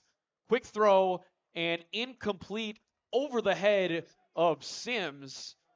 So now 42 seconds, and the Jaguars have to punt. I would assume that Litton's decision of play calling will depend on this return. I'm a little surprised the Jaguars went away from that empty set, wide out formation. It was relatively effective with Clark playing quarterback, not Devins, over the last few drives. But one interception, and they decided to just let it go, give up that formation. Aussie style punt, but not a lot of yardage. It's going to spin and just trickle in to about the 26-yard line. They down it with 29 seconds left to go, so the roll a little bit better than expected. Horizon will get this at halftime. I'm assuming Coach Litton will take a knee here, but no promises. Maybe they hand it off to Zimbrado and he breaks one. You never know what Coach Litton could pull out.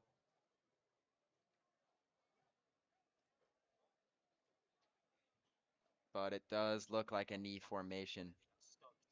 They are content here to take the knee, and I think with the kind of beatdown they put on in the second quarter, that it is well-deserved. So the clock will officially start ticking down, but the halftime score is going to be the Horizon Huskies 57 in just 2 quarters, and the Canyon View Jaguars 21. Aaron, you have any closing first half thoughts? Not much. It's just been all Horizon since that initial 14-0 lead for the Jaguars. Since then, the Huskies have just been rolling offense, defense, 6 turnovers.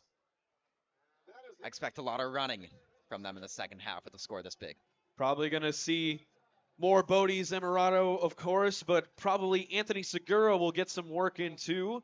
And possibly we might see Zach Jones. Who knows? But that's all we got for the first 2 quarters. We are going to come back at the beginning of the third quarter for this round 1 5A playoffs. It is the 3rd-seeded Horizon Huskies 57 and the 14th-seeded Canyon View Jaguars 21. We will see you at the start of the third quarter.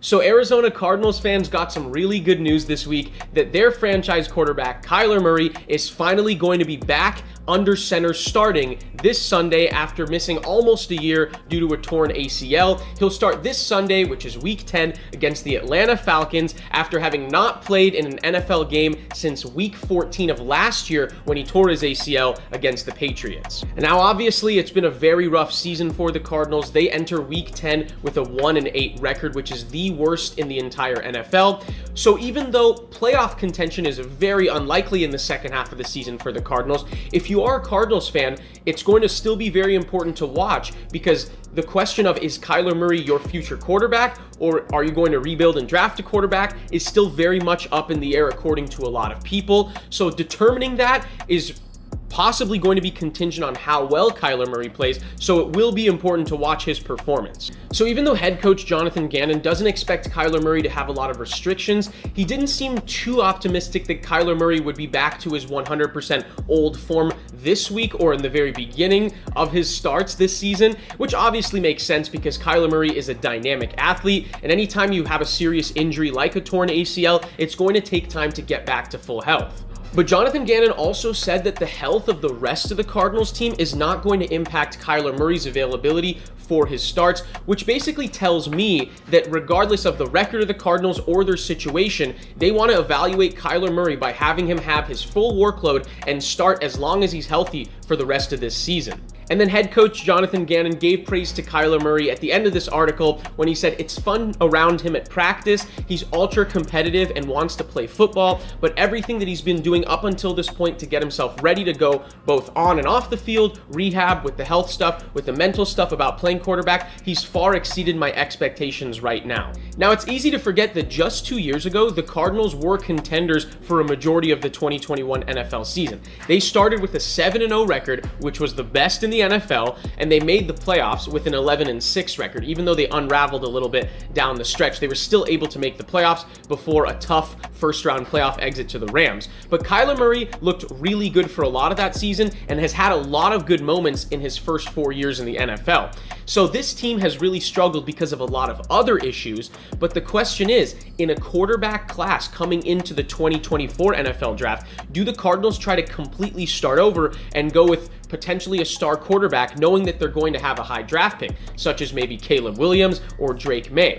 But the tough thing is, it's very difficult to draft a franchise quarterback. Kyler Murray's only 26 years old, and they signed him to an extension last year that's going to go until 2028. So there's a lot of reasons to stay patient with him if he continues his good performance that was very present most of the time before his injury. So it's going to be a tough decision for the Cardinals, but that again is why it's so important to see how Kyler Murray performs in the second half of the season. Is he going to look as good as before, maybe even better? And if so, that really does make it a tough decision, and in my opinion, makes it likely that the Cardinals focus on the non-quarterbacks in this upcoming draft. They're obviously still a rebuilding team regardless of whether Kyler Murray is going to be starting for them, but how they draft is going to be very contingent on what they see from Kyler Murray. Do they go quarterback, or do they try to shape up their struggling offensive and defensive lines, their struggling defense overall? There's a lot of other components to this young team that needs a lot of help. It looks like Jonathan Gannon has shown a lot of promise as the coach.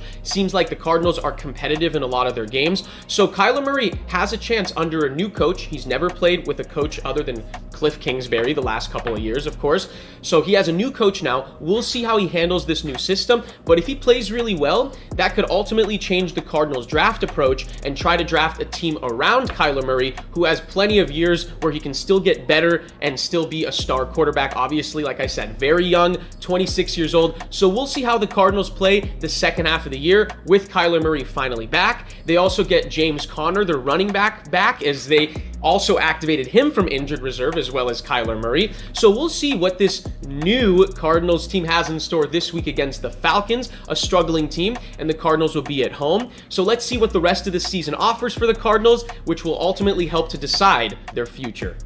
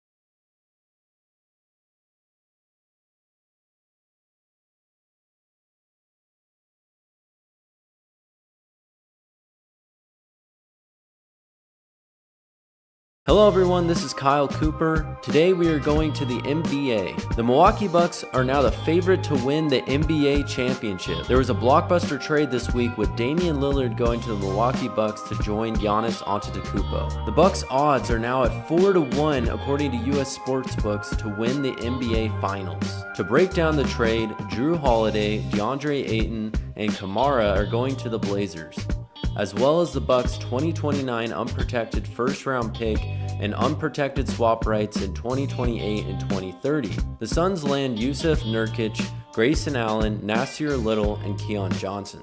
It's important to know for Suns fans that bringing in 4 players to the team while only sending out 2 will require Phoenix to cut 2 players. For the Phoenix Suns, they lose DeAndre Ayton. Now, Ayton did have some drama with the Suns' former coach Monty Williams and the entire organization about his role. Ayton wanted to have more touches down low, more post-ups, and a bigger part in the overall offense. With new head coach Frank Vogel, it would be sure that Ayton's role would even get smaller with Kevin Durant, Devin Booker, and Bradley Beal all on the same team. Now, Ayton still could have played a crucial role for the Suns if he were to still be on the team. Ayton is now on a rebuilding Portland team and will receive that bigger role he really wanted. If you compare Ayton to Nurkic, you can clearly see that Ayton is the better player.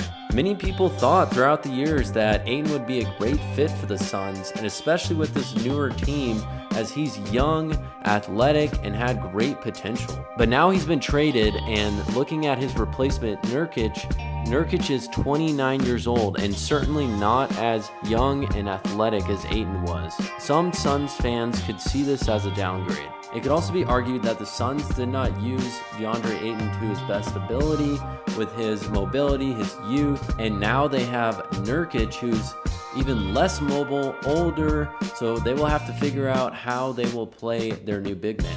For the other players that they acquired, the Suns certainly add more youth and depth to their roster. Nasir Little is a 23-year-old 6'5" wing with a 7'1" wingspan, which would definitely help the Suns off the bench.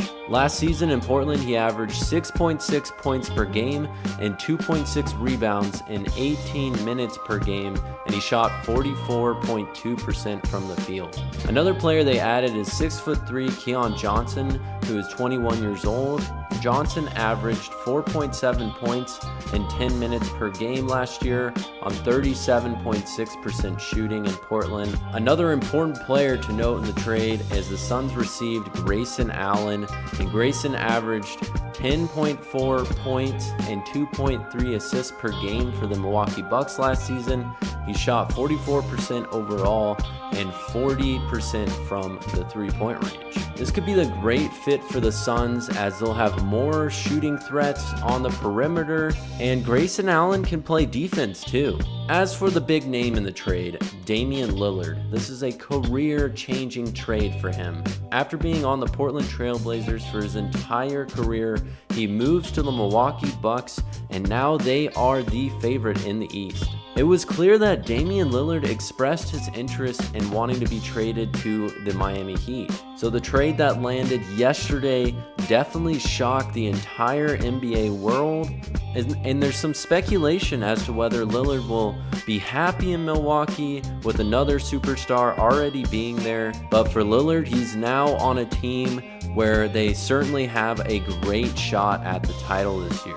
The 7-time All-Star averaged 32.2 points per game last season, which was a career high for him. And over his career, he's averaged 25.2 points per game, 43.9% from the field, and 4.2 rebounds, along with 6.7 assists a game. Damian Lillard is one of the premier point guards in the league, and with their only competition being Boston in the East, they certainly look like they're going to make it far this season. As for the Suns, they lose DeAndre Ayton, but they also lose the DeAndre Ayton drama. We know how big this could be to improve their locker room. Drama can ruin teams in the NBA, so without DeAndre Ayton on the team, maybe they will perform well this season. Putting up points will not be a problem for the Suns, so if they can play defense and win important games, they will go far into the playoffs. Once again, a big trade shakes up the NBA play catches the NBA world off guard. And now for Suns fans, there is plenty to talk about before their first game later in October. For Varsity Sports, I am Kyle Cooper, and enjoy the second half.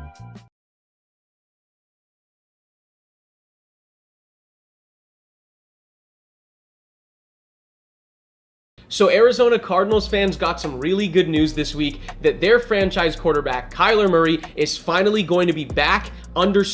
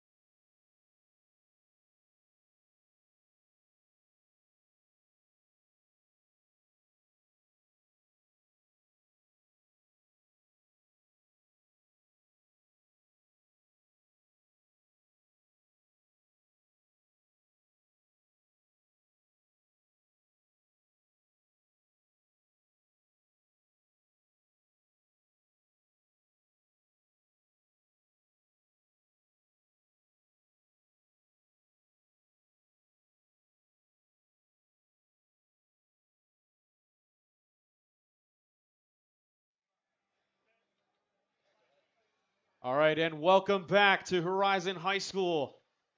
Here in the booth with me is my partner, Aaron, on color commentary. I'm Lucas Metzner, and the opening third quarter kick goes into the back of the end zone for a Husky touchback. Aaron, what was your biggest takeaway from the first half? Gotta be Huskies defense forcing turnovers. They started down 14-0, scored a touchdown to make it 14-7, and it was just the turnover game from there on out. 6 forced turnovers in the first half, all leading to scores for Horizon. And they had 57 first half points, Lucas. You don't see that a lot in high school football, in any football, honestly. And they have already got the running clock started. You know, normally after a special teams play, that clock will be stopped, but Horizon with such a lead right now. The first down play, who else but Bodie Zamorano? Stopped quickly, though, for only a gain of 2 yards. I think it's pretty safe to assume Coach Litton is going to continue to feed Zamorano this ball and keep that clock moving. Although it is a running clock, I guess you can afford incomplete passes. But no reason to take any unnecessary risks by throwing the ball. And there it is over the middle. Ashley completes to Vincent Valentino. And I guess you can risk it if the clock is running. Probably wouldn't have done that if the clock wasn't running, but you know, we were talking about it, and we have seen such a tremendous passing game from Jace Ashley today. You know, we look at his stats, and compared to Zach Jones, he doesn't seem to be as good as a thrower. But what stood out to me today is Jace Ashley's ability to throw on the run. First down play, gives it to Bodie Zamorano, works his way off the edge, shuttling 2-3 tacklers, getting a push from the offensive line, and what started out as a 2-yard gain turns into a 6-yard one. It's just so tough to bring Zamorano down. It doesn't matter how many defenders are involved. He refuses to go down and will push for each and every yard until he physically can't. Nice push from his O-line, too, at the end of that play to get him even further down the field. The 5'11", 180-pound sophomore receives the football once again, shoulders into a man, and the yardage good enough for another Husky first down.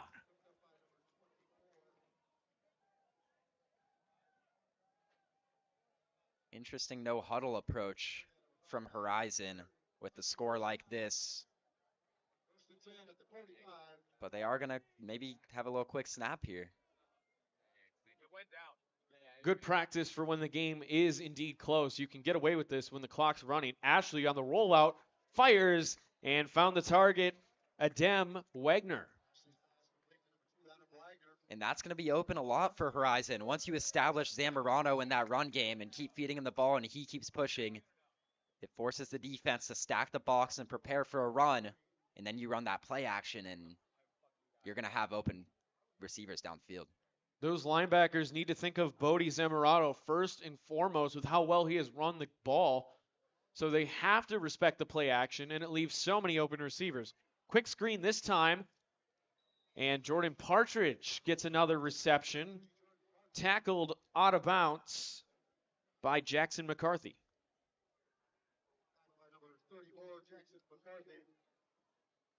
Very safe play there by Horizon. They're not going to hand the ball off, but if they are going to throw, they're going to make sure they're going to throw it in an area where it can't get picked off. Jet sweep motion, and again, Ashley fakes it to Partridge in motion and kept it himself. One of the most effective plays we have seen from the Huskies today has been that play right there. And not just today, but all year long, Horizon have been running those option plays, using Ashley's legs as a threat. That's really been the main aspect of their offense. Ashley with 4 wide receivers, but the play is blown dead. Flag coming in from the sideline. Arms rolling, so they'll start 1st and 15 after the false start. Looked to me like that was one of those classic false starts on everyone but the center. O-line started to move. Center didn't quite snap the ball in line with them. And the Huskies are going to move 5 yards back. Our ref Mike is not really working today, so we got it from here. But those are my favorite ref mic calls are those false starts. Everyone but the center. So 1st and 15 now, and Ashley has tripped wide receivers to his right, and it looked like the X receiver moved early once again. So now make it 1st and 20.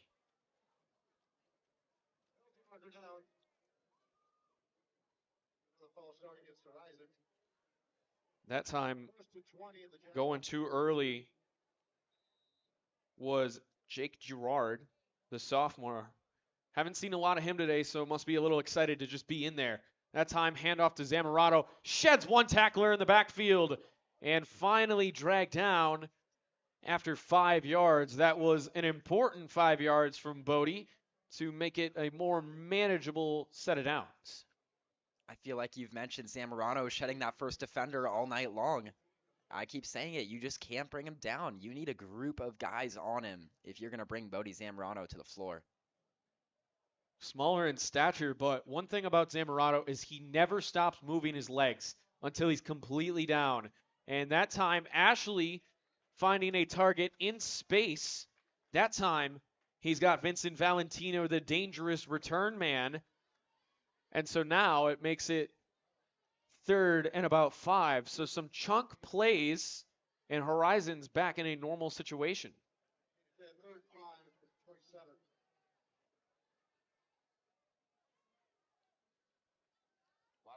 Zamorano motions.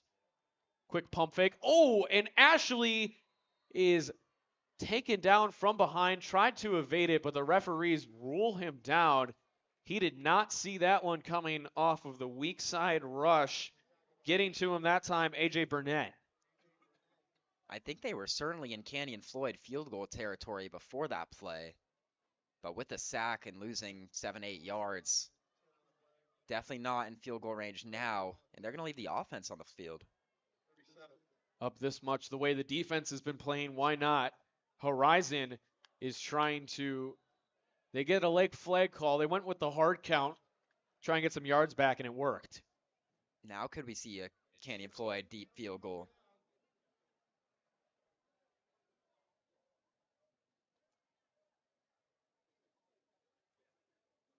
Hard count draws back 5 more. Looks like the offense is going to stay out there. And 4th and 10 to go. Ashley's shifting his receivers. Now he's got trips right. Zamorano steps up to the left. D-line is shifting, and here comes a flag from the middle of the field.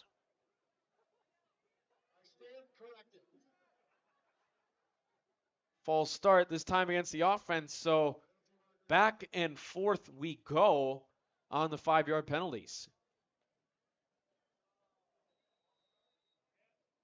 Don't see that a whole lot. That was a lot of back and forths on the penalties. Let's see if we get an actual play here.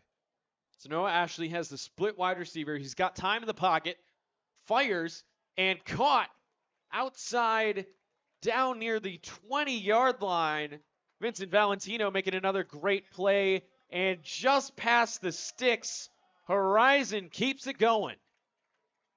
I initially thought that ball might have been tipped at the line of scrimmage. It was not one of Ashley's most crisp passes of the day, but it gets there. Good enough for a first down. Pistol formation. It is a option play. Ashley decided to keep it, and getting clobbered in the backfield, Trey Bohm went and made that play. Loss of 4 at 2nd and 14. Even though they run those option plays all year long and all day today, you occasionally are going to make the mistake. Pick the wrong option, and you'll end up with a result like that. Brought down in the backfield. 2nd and 14, Ashley looking, fires, got a man complete, and falls down at the 11, making the catch that time. Jake Girard on the reception. 86, the sophomore wide receiver. Saw some false starts from him earlier, but that time in stride makes the catch. 3rd and short. Just goes to Zamorano, breaks it one man, and into the end zone once again is Zamorano. The Huskies extend their big lead.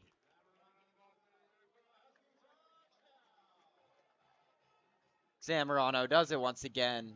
Makes it seem so easy. He's just such a patient runner. Waits for the offensive line to develop and create the optimal hole. He sees it. He has such good vision. And just flies right through there and into the end zone. Seeing it time and time again. Canyon Floyd just sinks it right through the middle once again. So now make it 64-21, up 43 points now are the Horizon Huskies. And we're under 2 minutes left to go in the quarter. The wonders of the running clock. They took out a lot of time right there. I think that might be the timeout clock until the next kickoff, or am I mistaken? I think we have actually gotten that far down on the game clock with this running clock. Wow, it seemed impossible, but you might be right, Lucas. But no, that time, that right there was a true representation of how long a football drive takes with no football clock rules. So that was like around 10-ish minutes with the clock constantly running. You know, you'd see that with the football timing rules, that might have been like a 4 or 5 minute drive.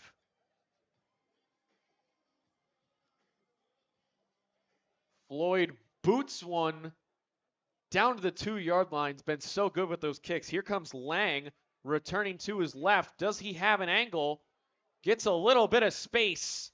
And it looks like Canyon Floyd makes the tackle himself near the 35.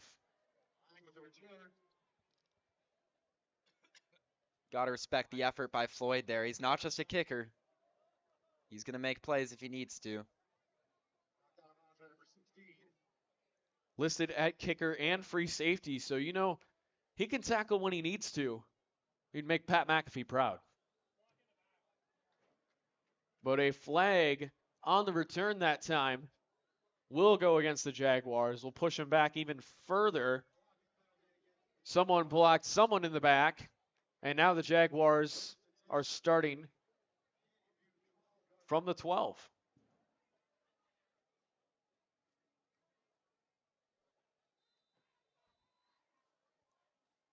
So the Jaguars might have one play here before the third quarter is over due to the running clock. A motion man that time, and back into the game is Bo Devins.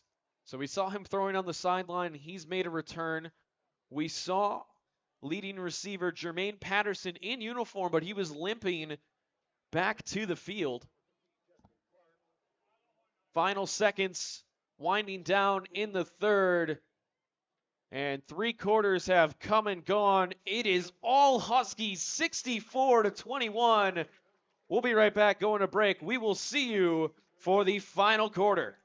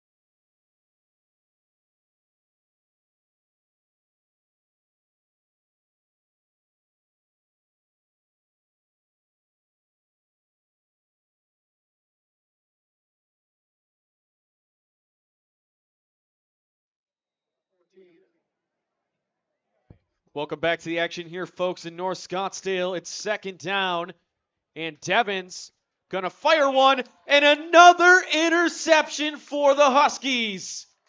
Taken down inside the 30-yard line. Another play made on the defensive side of the ball. That time, it's Bo Caliendo. So one bow picks off another, and the Huskies defense continues to roll.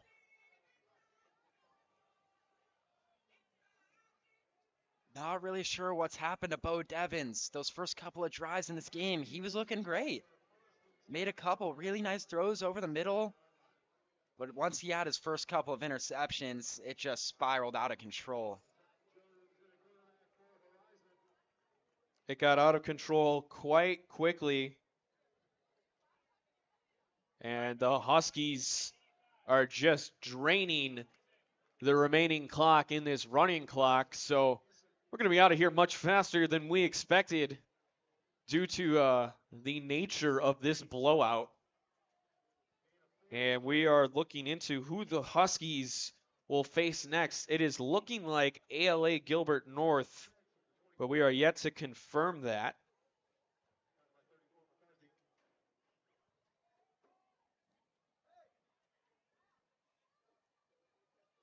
And finally, into the game, we do have Zach Jones, who's been waiting his turn, and the statistically better passer sends a man in motion. And that time, they will give it on the jet sweep to Jordan Partridge. Gain of probably a yard. Brings up third down.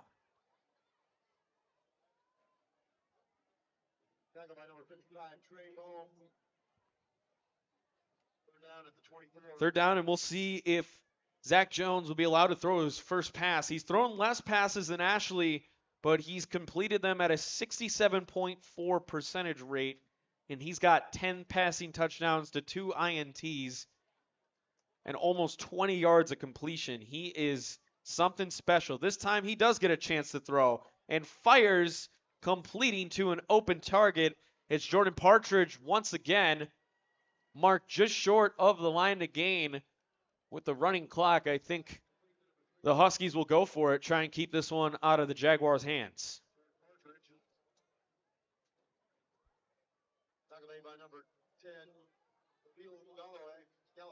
Fourth down now. It's interesting to see this offense still on the field. I know it's fourth and short.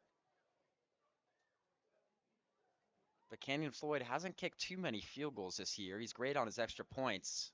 You'd think Linton might want to give him a try going into the next playoff game, but he is going to leave the offense on the field. Jones hands it off, and it looks like the Huskies do indeed have that yard. Enough for the first down.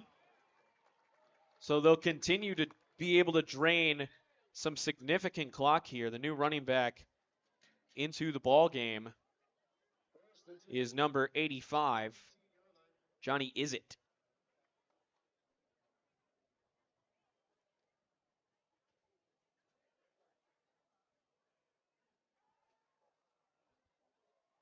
Pass to the end zone, caught! Huskies touchdown! Jordan Partridge, what a second half he's had. And getting his chance to throw it is Zach Jones for his first playoff touchdown. The Huskies with 70 now.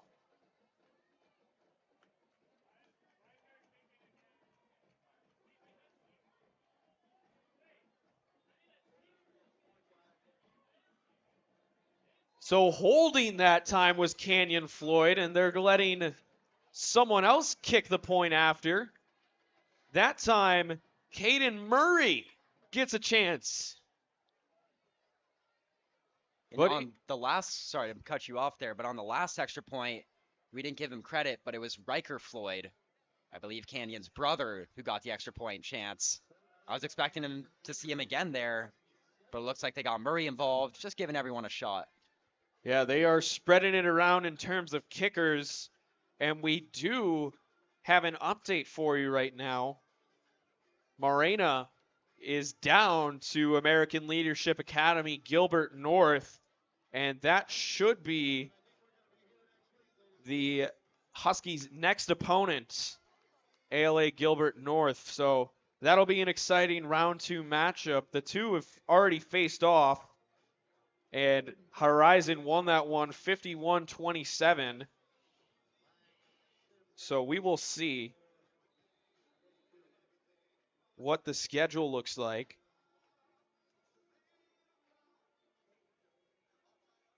And it might not be ala-gilbert North, but that kick into the back of the end zone.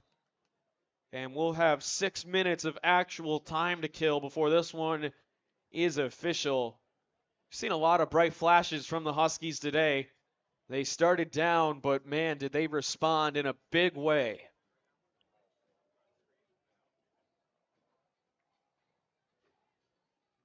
Yeah, you talked about it earlier, getting punched in the mouth to start the game down 14-0. The crowd was stunned. It was a very quiet crowd here on our side, very loud on the opposing side. But give credit to the Huskies offense. They marched down the field, got a score to make it 14-7. And then it was just turnover galore after that to completely swing the momentum and pull away. And they're going to go back to Justin Clark at quarterback after Devin's last interception. Clark, high snap, recovers. He's running. Got a little bit of room, but only about 4 or 5 yards. Wrapped up by a group there. And the tackle was led by number 35, Carter Eslick. Gain of about 5, second 5 from the 25.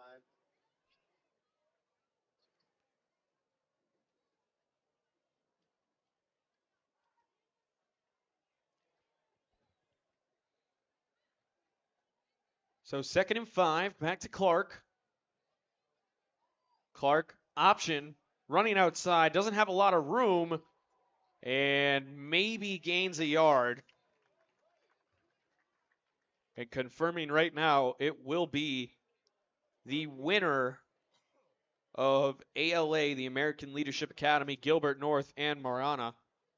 Looks like Gilbert North has that one pretty wrapped up. They got a sizable 12-point lead in the third quarter, but either way, Horizon will be home once again next week upon advancing. 3rd and short here as the senior QBs are getting one last chance to lead this team down for some points. Clark scrambling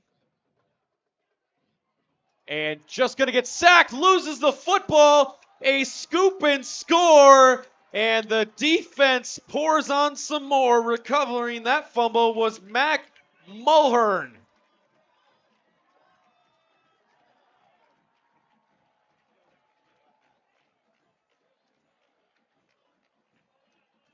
So the big man unexpectedly gets to run in a touchdown in a playoff game.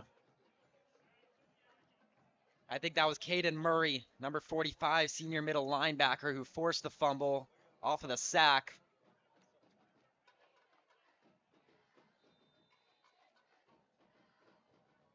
So it is the brother, Riker Floyd, getting to do the honors here very late in this one.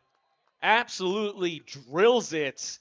And week 1 scored 66 against the Jaguars. Playoffs, round 1, 77 points. Unbelievable. Before you head out, I want to ask, who do you think the player of the game is tonight in this blowout affair? There are so many different Huskies you got to give credit to for this unbelievable 77-point performance. But I'm going to highlight a guy that hasn't been highlighted much throughout the season, and that is Presley Jones, defensive back. Had 2 interceptions in the first half, 1 pick 6, completely shifted the momentum like we've been talking about all game. I think you got to give him some credit. Well deserved to be the player of the game. I think he had an excellent game, and he forced a lot of those turnover interceptions that just weren't,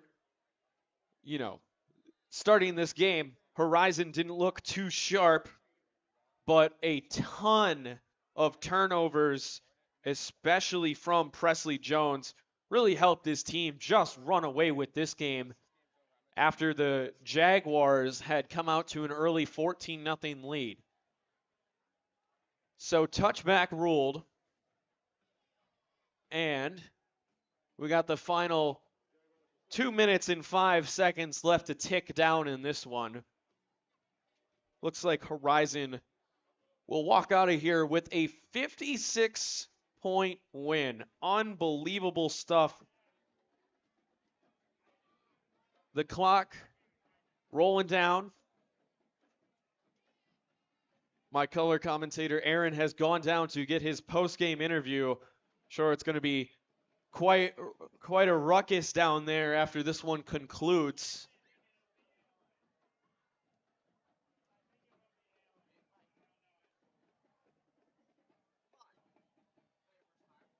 So, the final lineman into place. Referees say pump the play clock. Here comes a snap. It's fumbled, and the Jaguars fall on it.